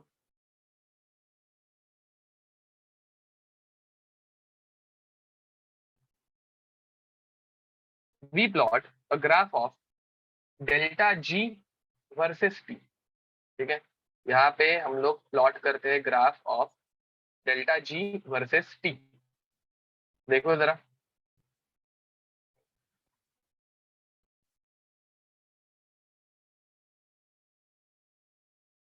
delta G versus T का हम लोग ग्राफ प्लॉट करने वाले हैं।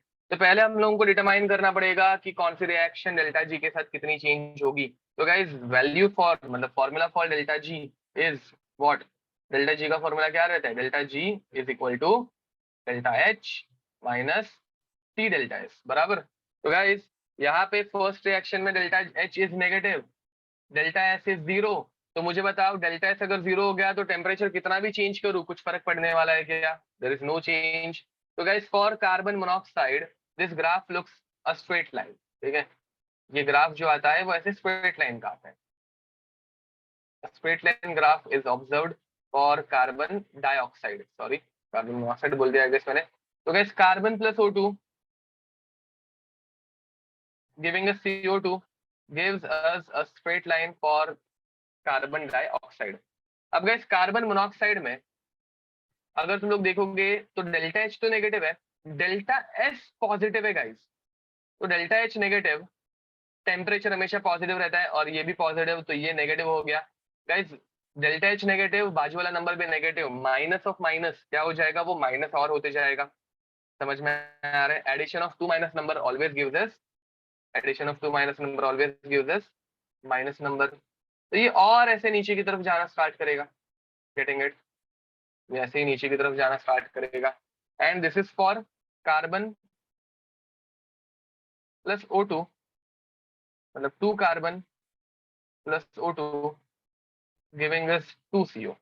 एंड गाइस लाइकवाइज लास्ट जो रिएक्शन है जिसमें डेल्टा एस पॉजिटिव नेगेटिव है, तो गाइस डेल्टा एस नेगेटिव, तो नेगेटिव ऑफ नेगेटिव हो जाएगा पॉजिटिव। तो जैसे जैसे टेम्परेचर बढ़ाते जाओगे ये वैल्यू क्या होते जाएगी, ये लास्ट रिएक्शन के लिए वैल्यू बढ़ते जाएगी। एंड ये तीनों ग्राफ्स गाइस एक पॉइंट पे ऐसे कोइंसाइड होते हैं, समझ में आ रहा है? ये तीनों ग्राफ्स ऐसे एक पॉइंट पे कोइंसाइड होते हैं, दिख रहा होगा ये पॉइंट, ठीक है? तो अब हो रहा क्या है देखो, what is happening over here, CO is combined with CO2, sorry O2 to form CO2, ठीक है? Now over here a critical temperature या फिर a common temperature is observed where all these graphs combines and this temperature is 700 degree Celsius, ठीक है?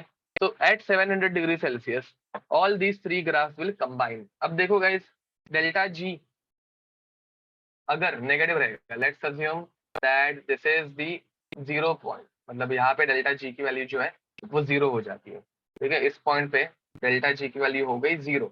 अब guys 0 के नीचे delta G की वैल्यू रहेगी नेगेटिव, एंड नेगेटिव वैल्यू मतलब क्या, तो delta G reaction is spontaneous, and इसके ऊपर जो है डेल्टा जी की वैल्यू रहेगी पॉजिटिव, मतलब रिएक्शन इज नॉन स्पॉन्टेनियस, ठीक है गाइस? ओके, जरा ये जल्दी कंप्लीट कर दो इतना, फिर इसके बाद हम लोग एलिंगम डायग्राम के एप्लीकेशन देखेंगे।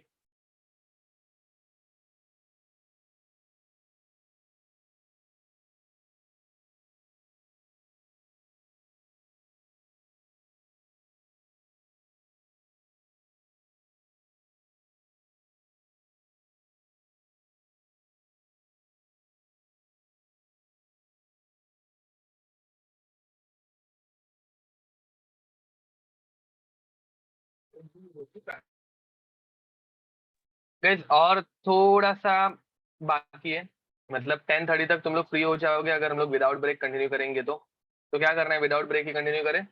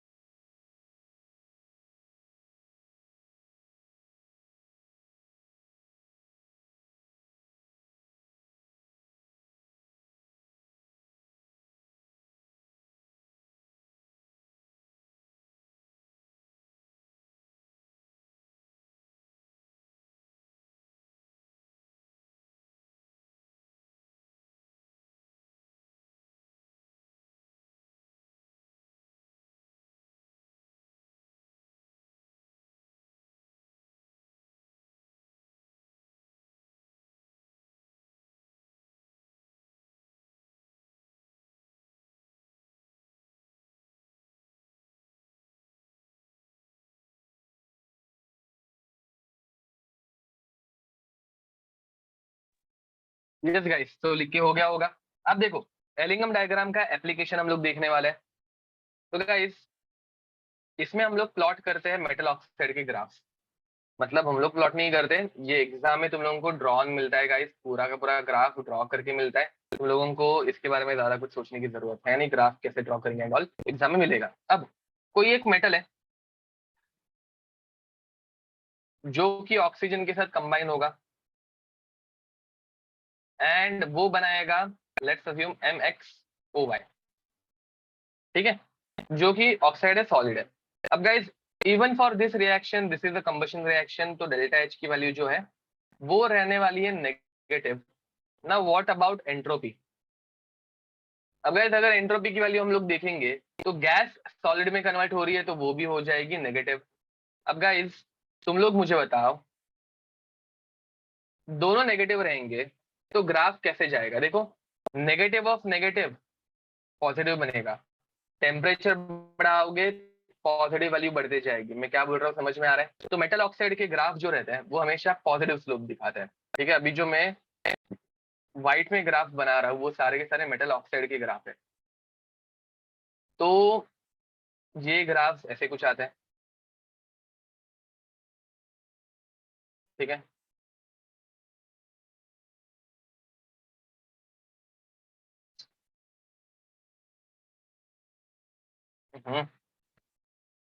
क्या हो रही है? तो गाइस, ये ग्राफ ऐसे कुछ आते हैं। Graph sudden change in slope भी दिखाता है कभी कभार, नहीं तो मोस्ट ऑफ द टाइम वो ऐसे स्ट्रेट लाइन भी दिखा सकता है, ठीक है।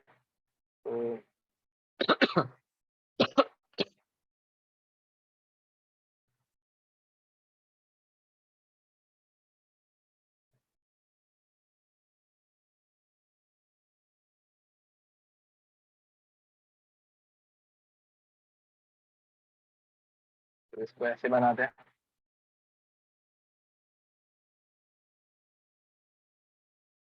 ठीक है, चलो। तो ऐसे ही कुछ ग्राफ्स रहते हैं, सारे के सारे स्ट्रेट लाइंस आते हैं, ठीक है। अब गाइस, होता क्या है देखो, जितना ग्राफ नीचे रहेगा उतनी डेल्टा जी की वैल्यू क्या रहेगी? नेगेटिव रहेगी। चलो हम लोग इधर कंक्लूजन लिख देते हैं। ग्राफ ये था, ठीक है, जिसमें सारे मेटल क्या रहेंगे? हमेशा पॉजिटिव स्लोप दिखाएंगे। तो कंक्लूजन लिख देते हैं, कंक्लूजन या फिर समरी, ठीक है, इस ग्राफ की। तो देखो, पहली बात, higher the negative value, higher the higher the negative value of delta G, more spontaneous reaction, more spontaneous reaction, ठीक है। Point number 2, all metal shows, all metal shows positive slope for delta G versus T graph, ठीक है। तो Gibbs free energy versus temperature का graph जो है उसमें metal हमेशा पॉजिटिव स्लोप दिखाता है। बट गाइस, कुछ मेटल जो है वो सडन चेंज दिखाता है। वो सडन चेंज आने का रीजन क्या रहता है? तो sudden change in slope of graph, sudden change in slope of graph is observed because of because of phase change. किसके वजह से दिखता है ये? फेज चेंज की वजह से। मतलब गाइस, एक सर्टेन टेम्परेचर के बाद मेटल जो है वो सडनली मेल्ट हो सकता है। देखो, यहाँ पे इस सर्टेन चेंज के बाद मेटल जो है वो सडनली क्या हो गया? मेल्ट हो गया। यहाँ पे भी गाइस मेटल क्या हो गया? सडन चेंज आने की वजह से वो मेल्ट हो गया। यहाँ पे गाइस मेटल मेल्ट हो तो गया था, तो अभी यहाँ पे क्या हो जाएगा? वो गैस फॉर्म में चला जाएगा। समझ में आ रहा है? तो सडन चेंज जब आता है तो मेटल मेल्ट या फिर गैस फॉर्म में जा रहा है, इतना याद रखना, ठीक है। अब गाइस, तुम लोग देखो, यहाँ पे देखो, ये जो है, लेट्स अज्यूम दिस रिएक्शन, ये जो लास्ट वाला ग्राफ है वो ग्राफ है Al plus O2 गिविंग अस Al2O3 का। एंड ये जो ग्राफ है, let's assume this graph is for, तुम लोगों को ये ग्राफ में व्हाइट लाइंस बनाने की जरूरत नहीं है, तुम लोगों ने पहले कार्बन की 3 लाइंस बनाई होंगी, सफिशिएंट है। This is Zn plus O2 giving us zinc oxide ZnO। अब गाइस होता क्या है, जैसे जैसे हम लोग टेम्परेचर बढ़ाते जाते हैं तो मेटल का ग्राफ पॉजिटिव की तरफ बढ़ रहा है, एंड ये देखो ये लाइन नेगेटिव की तरफ बढ़ रही है। इस पॉइंट पे फिर गाइस क्या होगा, इस पॉइंट के आगे मेटल की वैल्यू ज्यादा नेगेटिव नहीं बची, उल्टा कार्बन की वैल्यू ज्यादा नेगेटिव बची। मैं क्या बोल रहा हूँ समझ में आ रहा है? इस पॉइंट के बाद मेटल की वैल्यू थोड़ी पॉजिटिव चली गई और कार्बन की वैल्यू ज्यादा नेगेटिव हो गई, तो this reaction becomes more spontaneous. समझ में आया? तो at point of intersection, at point of intersections, reduction of metal takes place, reduction of metal takes place। ठीक है, अब गाइस पॉइंट नंबर 5 देखो, अब रिडक्शन ऑफ मेटल में क्या बनेगा ये हम लोगों को कैसे पता चलेगा। अब अगर तुम लोग जिंक का ग्राफ देखोगे तो जिंक किसके साथ कोइंसाइड पहले कर रहे हैं, जिंक पहले कोइंसाइड कर रहा है कार्बन मोनोऑक्साइड के ग्राफ के साथ। तो जिंक के साथ जब कार्बन रिएक्ट करेगा तो क्या बनाएगा, कार्बन मोनोऑक्साइड। एल्यूमिनियम के ग्राफ को अगर तुम लोग देखोगे तो एल्यूमिनियम के साथ अगर कोइंसाइड हो रहा है तो वो क्या बना रहा है, अगेन कार्बन मोनोऑक्साइड ही बना रहा है। अब गाइस यहाँ पे मैंने ये और एक ग्राफ बना के रखा है, देखो ये Fe का ग्राफ रहता है, Fe plus O2 गिविंग अस Fe2O3। अब गाइस मुझे बताओ Fe का ग्राफ लोअर टेम्परेचर पे किसके साथ कोइंसाइड कर रहा है, Fe का ग्राफ लोअर टेम्परेचर पे किसके साथ कोइंसाइड कर रहा है। तो गाइस Fe का ग्राफ लोअर टेम्परेचर पे अगर तुम लोग नोटिस करोगे तो ये ब्लू लाइन के साथ पहले कोइंसाइड कर रहे हैं, मतलब Fe का ग्राफ 700 डिग्री के बिलो अगर कोइंसाइड हो रहा है, 700 डिग्री के बिलो कौन ज्यादा स्पॉन्टेनियस है गाइस, तो 700 डिग्री के बिलो कार्बन डाइऑक्साइड बनना ज्यादा स्पॉन्टेनियस है, ब्लू लाइन ज्यादा स्पॉन्टेनियस है। एंड 700 डिग्री के बाद अगर तुम लोग देखोगे ग्रीन लाइन नीचे आ गई तो कार्बन मोनोऑक्साइड बनना ज्यादा स्पॉन्टेनियस होता है। समझ में आ रहा है कुछ? ये 700 डिग्री सेल्सियस ये ट्रांजिशन टेम्परेचर रहता है, या फिर ये ऐसा टेम्परेचर है जहां पे रिएक्शन का नेचर थोड़ा सा चेंज हो जाता है। 700 डिग्री सेल्सियस के पहले कार्बन डाइऑक्साइड बनना स्पॉन्टेनियस था, 700 डिग्री सेल्सियस के बाद कार्बन डाइऑक्साइड बनना ज्यादा स्पॉन्टेनियस होता है। कोई शक? So guys below 700 degree Celsius, below 700 degree Celsius formation of CO2 is spontaneous, and above 700 degree Celsius formation of CO is spontaneous। Guys याद रखना, और एक बात, metal lying lower in series, lying lower in graph is more reactive and hence it can reduce, and hence it can reduce above metals। ठीक है, तो चलो guys ये लिख के कंप्लीट कर दो।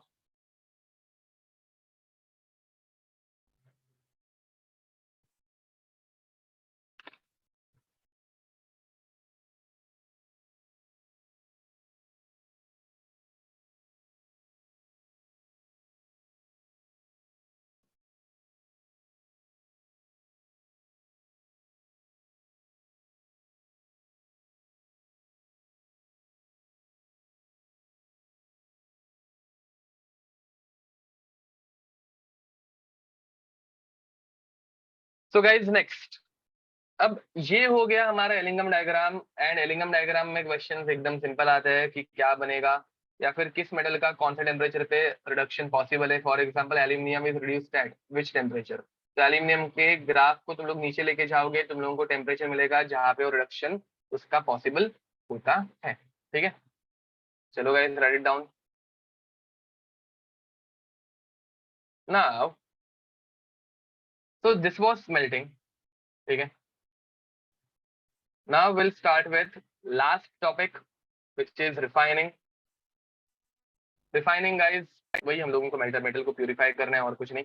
तो refining of metal, fourth topic, refining of metal. अब गाइस रिफाइनिंग में सबसे पहले आता है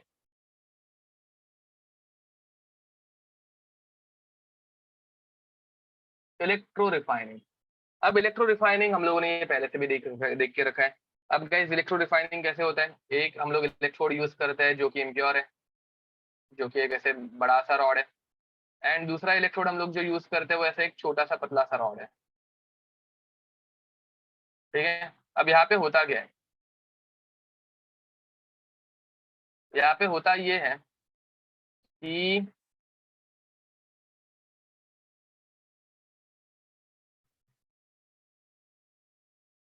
हम लोग इनको बैटरी से कनेक्ट करते हैं, एक एनोड एक कैथोड। बाकी स्टोरी तो तुमको अच्छी खासी पता ही है। तो गाइस जैसे हम लोग इसको कनेक्ट करते हैं,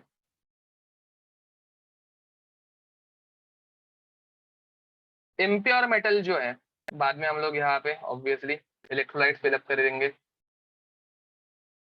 अब गाइस जैसे ही करंट पास होना स्टार्ट होता है, करंट जैसे ही पास होना स्टार्ट होता है तो होगा क्या, तो एक इम्प्योर मेटल यहाँ से बाहर निकलेगा M+ बन के, एंड वो वापस इधर बाजू में जाके चिपकेगा। तो गाइस इम्प्योर रॉड से, इम्प्योर एनोड से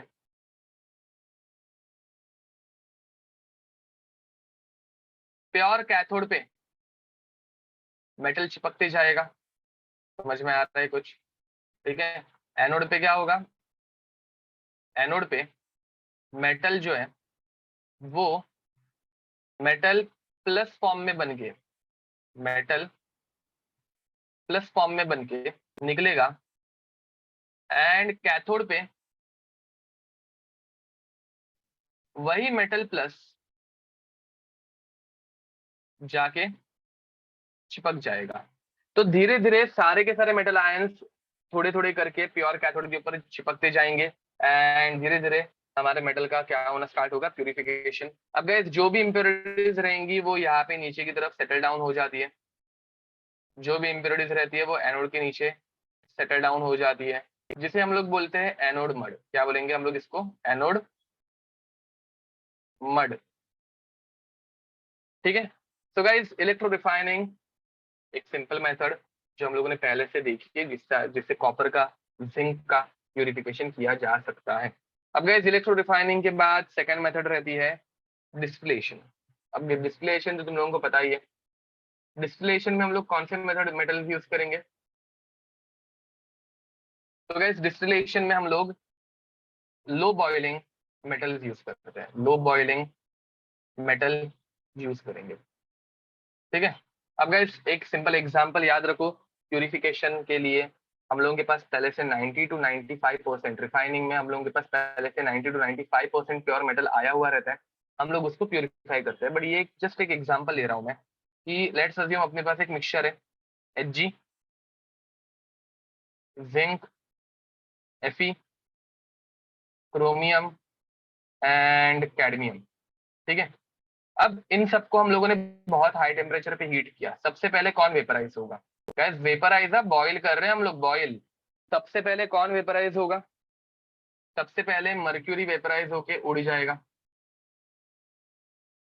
और क्या क्या बच जाएगा हम लोगों के पास, जिंक बचेगा, Fe बच जाएगा, क्रोमियम एंड कैडमियम बच जाएगा।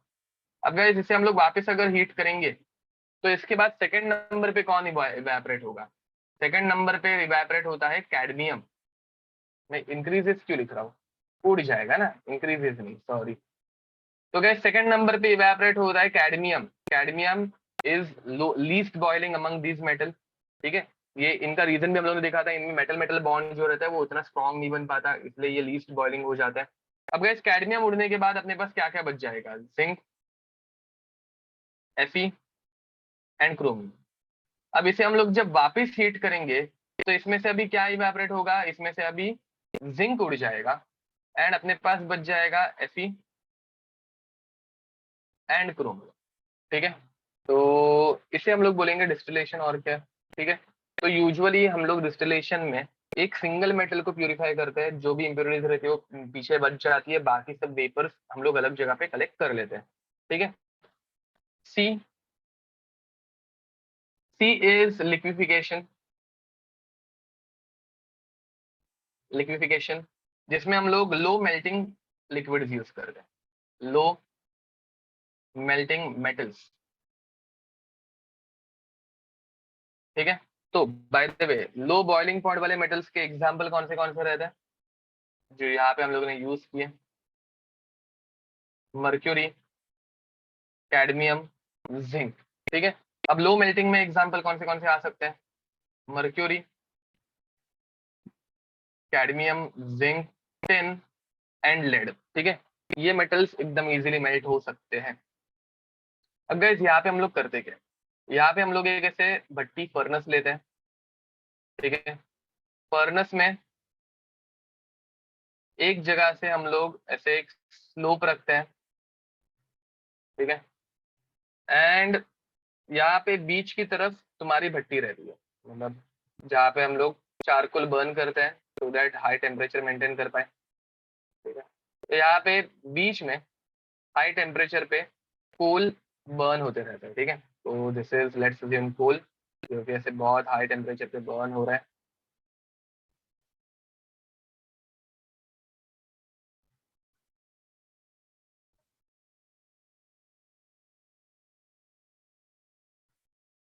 ठीक है। तो बहुत हाई टेम्परेचर पे चारकोल हम लोग बर्न कर रहे हैं। अब गाइस यहाँ से हम लोग हमारे जो मेटल के पीसेस थे वो थ्रो करते हैं, ठीक है। यहाँ से हम लोग हमारे मेटल के पीसेस जो है वो ऐड करते हैं।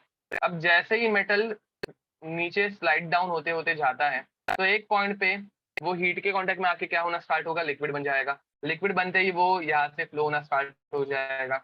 Are you getting it? Liquid बनते ही वो यहाँ से फ्लो होना स्टार्ट हो जाएगा एंड फिर यहाँ पे हम लोग एक जगह पे उसको कलेक्ट कर लेंगे। गाइस कुछ समझ में आ रहा है? लिक्विफिकेशन मतलब ये सारी मेथड्स एकदम कॉमन सेंस वाली है, ऐसे कुछ डिफिकल्ट है नहीं इनमें। तो यहाँ पे मेटल पोर होते जाएगा एंड ये हम लोग कलेक्ट कर लेंगे, बस रिफाइनिंग और क्या, ठीक है। तो लिक्विफिकेशन कौन से मेटल्स यूज होते हैं वो तुम लोगों को पता रहना चाहिए, that's it. Now guys D, D is zone refining. अब गाइस जोन रिफाइनिंग में प्रिंसिपल ये रहता है that impurities are more soluble, impurities are more soluble in liquid metal, ठीक है, या फिर लिक्विफाइड मेटल। तो इम्प्योरिटीज जो रहती है वो हमेशा ज्यादा soluble किसमें रहेगी? ऑब्वियसली लिक्विड के अंदर solubility हमेशा ज्यादा रहती है। अब गाइस यहाँ पे हम लोग एक ऐसे मेटल रॉड लेते हैं एंड उस मेटल रॉड में हम लोग पास करते हैं इलेक्ट्रोमैग्नेटिक इंडक्शन, ठीक है। मतलब यहाँ पे हम लोग इसको इलेक्ट्रिकल एंड मैग्नेटिक फील्ड के बीच में रख के ऐसे कॉइल्स रहती है जो कि मैग्नेटिक फील्ड्स जनरेट करती है, जिसकी वजह से ये मेटल क्या हो जाएगा गाइस? जिसकी वजह से ये मेटल हो जाएगा मेल्ट। ये मेटल क्या हो जाएगा? ये मेटल हो जाएगा मेल्ट। मेल्ट होने के बाद ये इतना एरिया इसका ऐसे रेडिश हो जाएगा। कुछ समझ में आ रहा है? थोड़ा सा विस्कस, बट ये हम लोग इतना हीट नहीं करते कि ये मेल्ट होके डायरेक्ट नीचे गिर जाए, थोड़ा सा मेल्ट करते कि ये थोड़ा सा लिक्विड सेमी लिक्विड स्टेट में आ जाए एंड फिर इन कॉइल्स को हम लोग इस डायरेक्शन में शिफ्ट करते हैं। अगर जैसे जैसे कॉइल्स आगे बढ़ेंगी पहले वाला मेटल कूल डाउन होगा और आगे वाला मेटल क्या होते जाएगा? तो आगे वाला मेटल मेल्ट होते जाएगा। अब गाइस जैसे जैसे हम लोग आगे का पार्ट मेल्ट कर रहे हैं, पीछे का पार्ट सॉलिड हो रहा है, impurities are more soluble in liquid metal, तो आगे आगे इम्प्योरिटीज शिफ्ट होने लग जाएंगी। मैं क्या बोल रहा हूँ समझ में आ रहा है? पहले वाला मेटल जो है वो सॉलिड बनेगा, आगे का मेटल लिक्विड बनेगा, तो धीरे धीरे इम्प्योरिटीज जो है वो आगे की तरफ शिफ्ट होना स्टार्ट हो जाएंगी। जब हम लोग एंड तक आएंगे तो मेजर इम्प्योरिटीज जो है वो यहाँ पे एंड में आके बैठ जाएंगी। Now guys this method is repeated for 4 to 5 times. ठीक है, बार बार रिपीट करते हैं, तो जितनी भी इम्प्योरिटीज है वो लास्ट में यहाँ पे आके बच जाती है। तो ये हो गया इम्प्योर पार्ट, ये बन जाता है तुम लोगों का इम्प्योर पार्ट, जिसे हम लोग एंडिंग में उतना पार्ट कट कर देते हैं, एंड बाकी पूरा मेटल रॉड जो है वो तुम लोगों का प्योर बच जाता है। अब यहाँ पे गाइस याद रखना 99.999% प्योर मेटल इज ऑब्टेन्ड। समझ रहे हो? बाकी मेथड्स में 99.9% मिलता है गाइस, यहाँ पे इधर 99.9% मेटल, डिस्टिलेशन में 99.9% मेटल, लिक्विफिकेशन में 99.9% मेटल, बट जोन रिफाइनिंग में 99.999% मेटल मिलता है, विच इज वेरी वेरी क्या बोल सकते हैं, pure form of metal. And ये यूज किसके लिए होता है? तो गाइस ये यूज होता है सिलिकॉन, जर्मेनियम, आर्सेनिक जैसे मेटल्स के लिए, जो कि हम लोग सेमीकंडक्टर्स में यूज करते हैं, जो कि मदरबोर्ड्स, पीसीबीज उनमें यूज होता है। समझ में आ रहा है तुम लोगों को कुछ? ठीक है, तो गाइज वहां पे हम लोगों को इतना हाई प्योरिटी का मेटल यूज होता है, और कहाँ पे अभी नहीं। अब guys last two processes zone refining के बाद हम लोग देखने वाले हैं मॉन्ड्स प्रोसेस। मॉन्ड्स प्रोसेस, अब guys Mond's process is used for nickel. ठीक है, अब होता क्या देखो, मॉन्ड्स प्रोसेस में हम लोग एक कंटेनर के अंदर निकल लेते हैं। This is our container in which nickel is taken.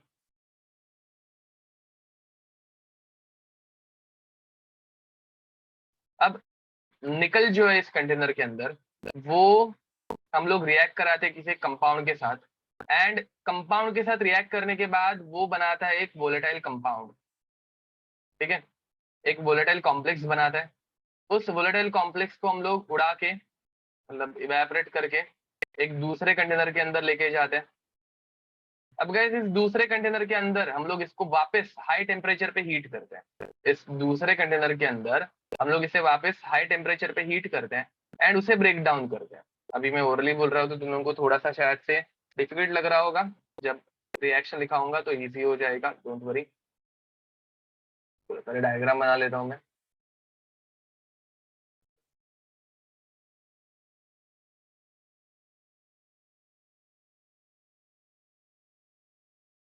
Okay, तो गाइज यहाँ पे होता क्या है देखो, यहाँ पे हम लोग निकल जो है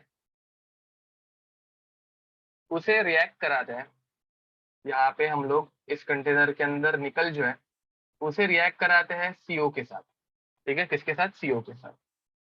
कार्बन मोनोऑक्साइड के साथ जब इम्प्योर निकल रिएक्ट करेगा, याद रखना यहाँ पे हम लोगों ने जो निकल लिया है, ये जो निकल के पार्टिकल्स है वो है इम्प्योर। अब गाइस निकल प्लस सीओ ये कंबाइन होके बनाते हैं NiCO4, which is a volatile liquid. Volatile liquid बोल रहा हूँ, वोलेटाइल कंपाउंड। अब गाइस NiCO4 जो है वो ऊपर की तरफ शिफ्ट होना स्टार्ट होता है। ठीक है, तो यहाँ से NiCO4 जो है वो ट्रैवल करके हम लोग लेके जाते हैं दूसरे कंटेनर के अंदर। तो यहाँ पे आ जाते तुम्हारा NiCO4। अब गाइस NiCO4 को इस दूसरे कंटेनर में लेके आके हम लोग और ज्यादा हाई टेम्परेचर पे हीट करते हैं। इससे हम लोग यहाँ पे दूसरे कंटेनर में लेके आके और ज्यादा हाई टेम्परेचर पे हीट करते हैं, तो अपने को मिलता है pure nickel plus CO gas. Pure निकल के कंपाउंड्स, मतलब पार्टिकल्स यहाँ पे नीचे सेटल डाउन हो जाएंगे। ठीक है, विच इज प्योर। याद रखना यहाँ पे इम्प्योर निकल था, जो कि जिसमें से सिर्फ निकल रिएक्ट करके ऊपर गया, इम्प्योरिटी नीचे ही बच गई। एंड जो सीओ गैस बनी, जो सीओ गैस बनी वो हम लोग इस कंटेनर में से दूसरे कंटेनर में वापस लेके जाता है, ठीक है। तो CO गैस वापस इस तरफ लाता है एंड वापस रीयूज किया जाता है। तो गाइस यहाँ पे होता क्या है, देखो Na इन इम्प्योर फॉर्म, इम्प्योर निकल, ये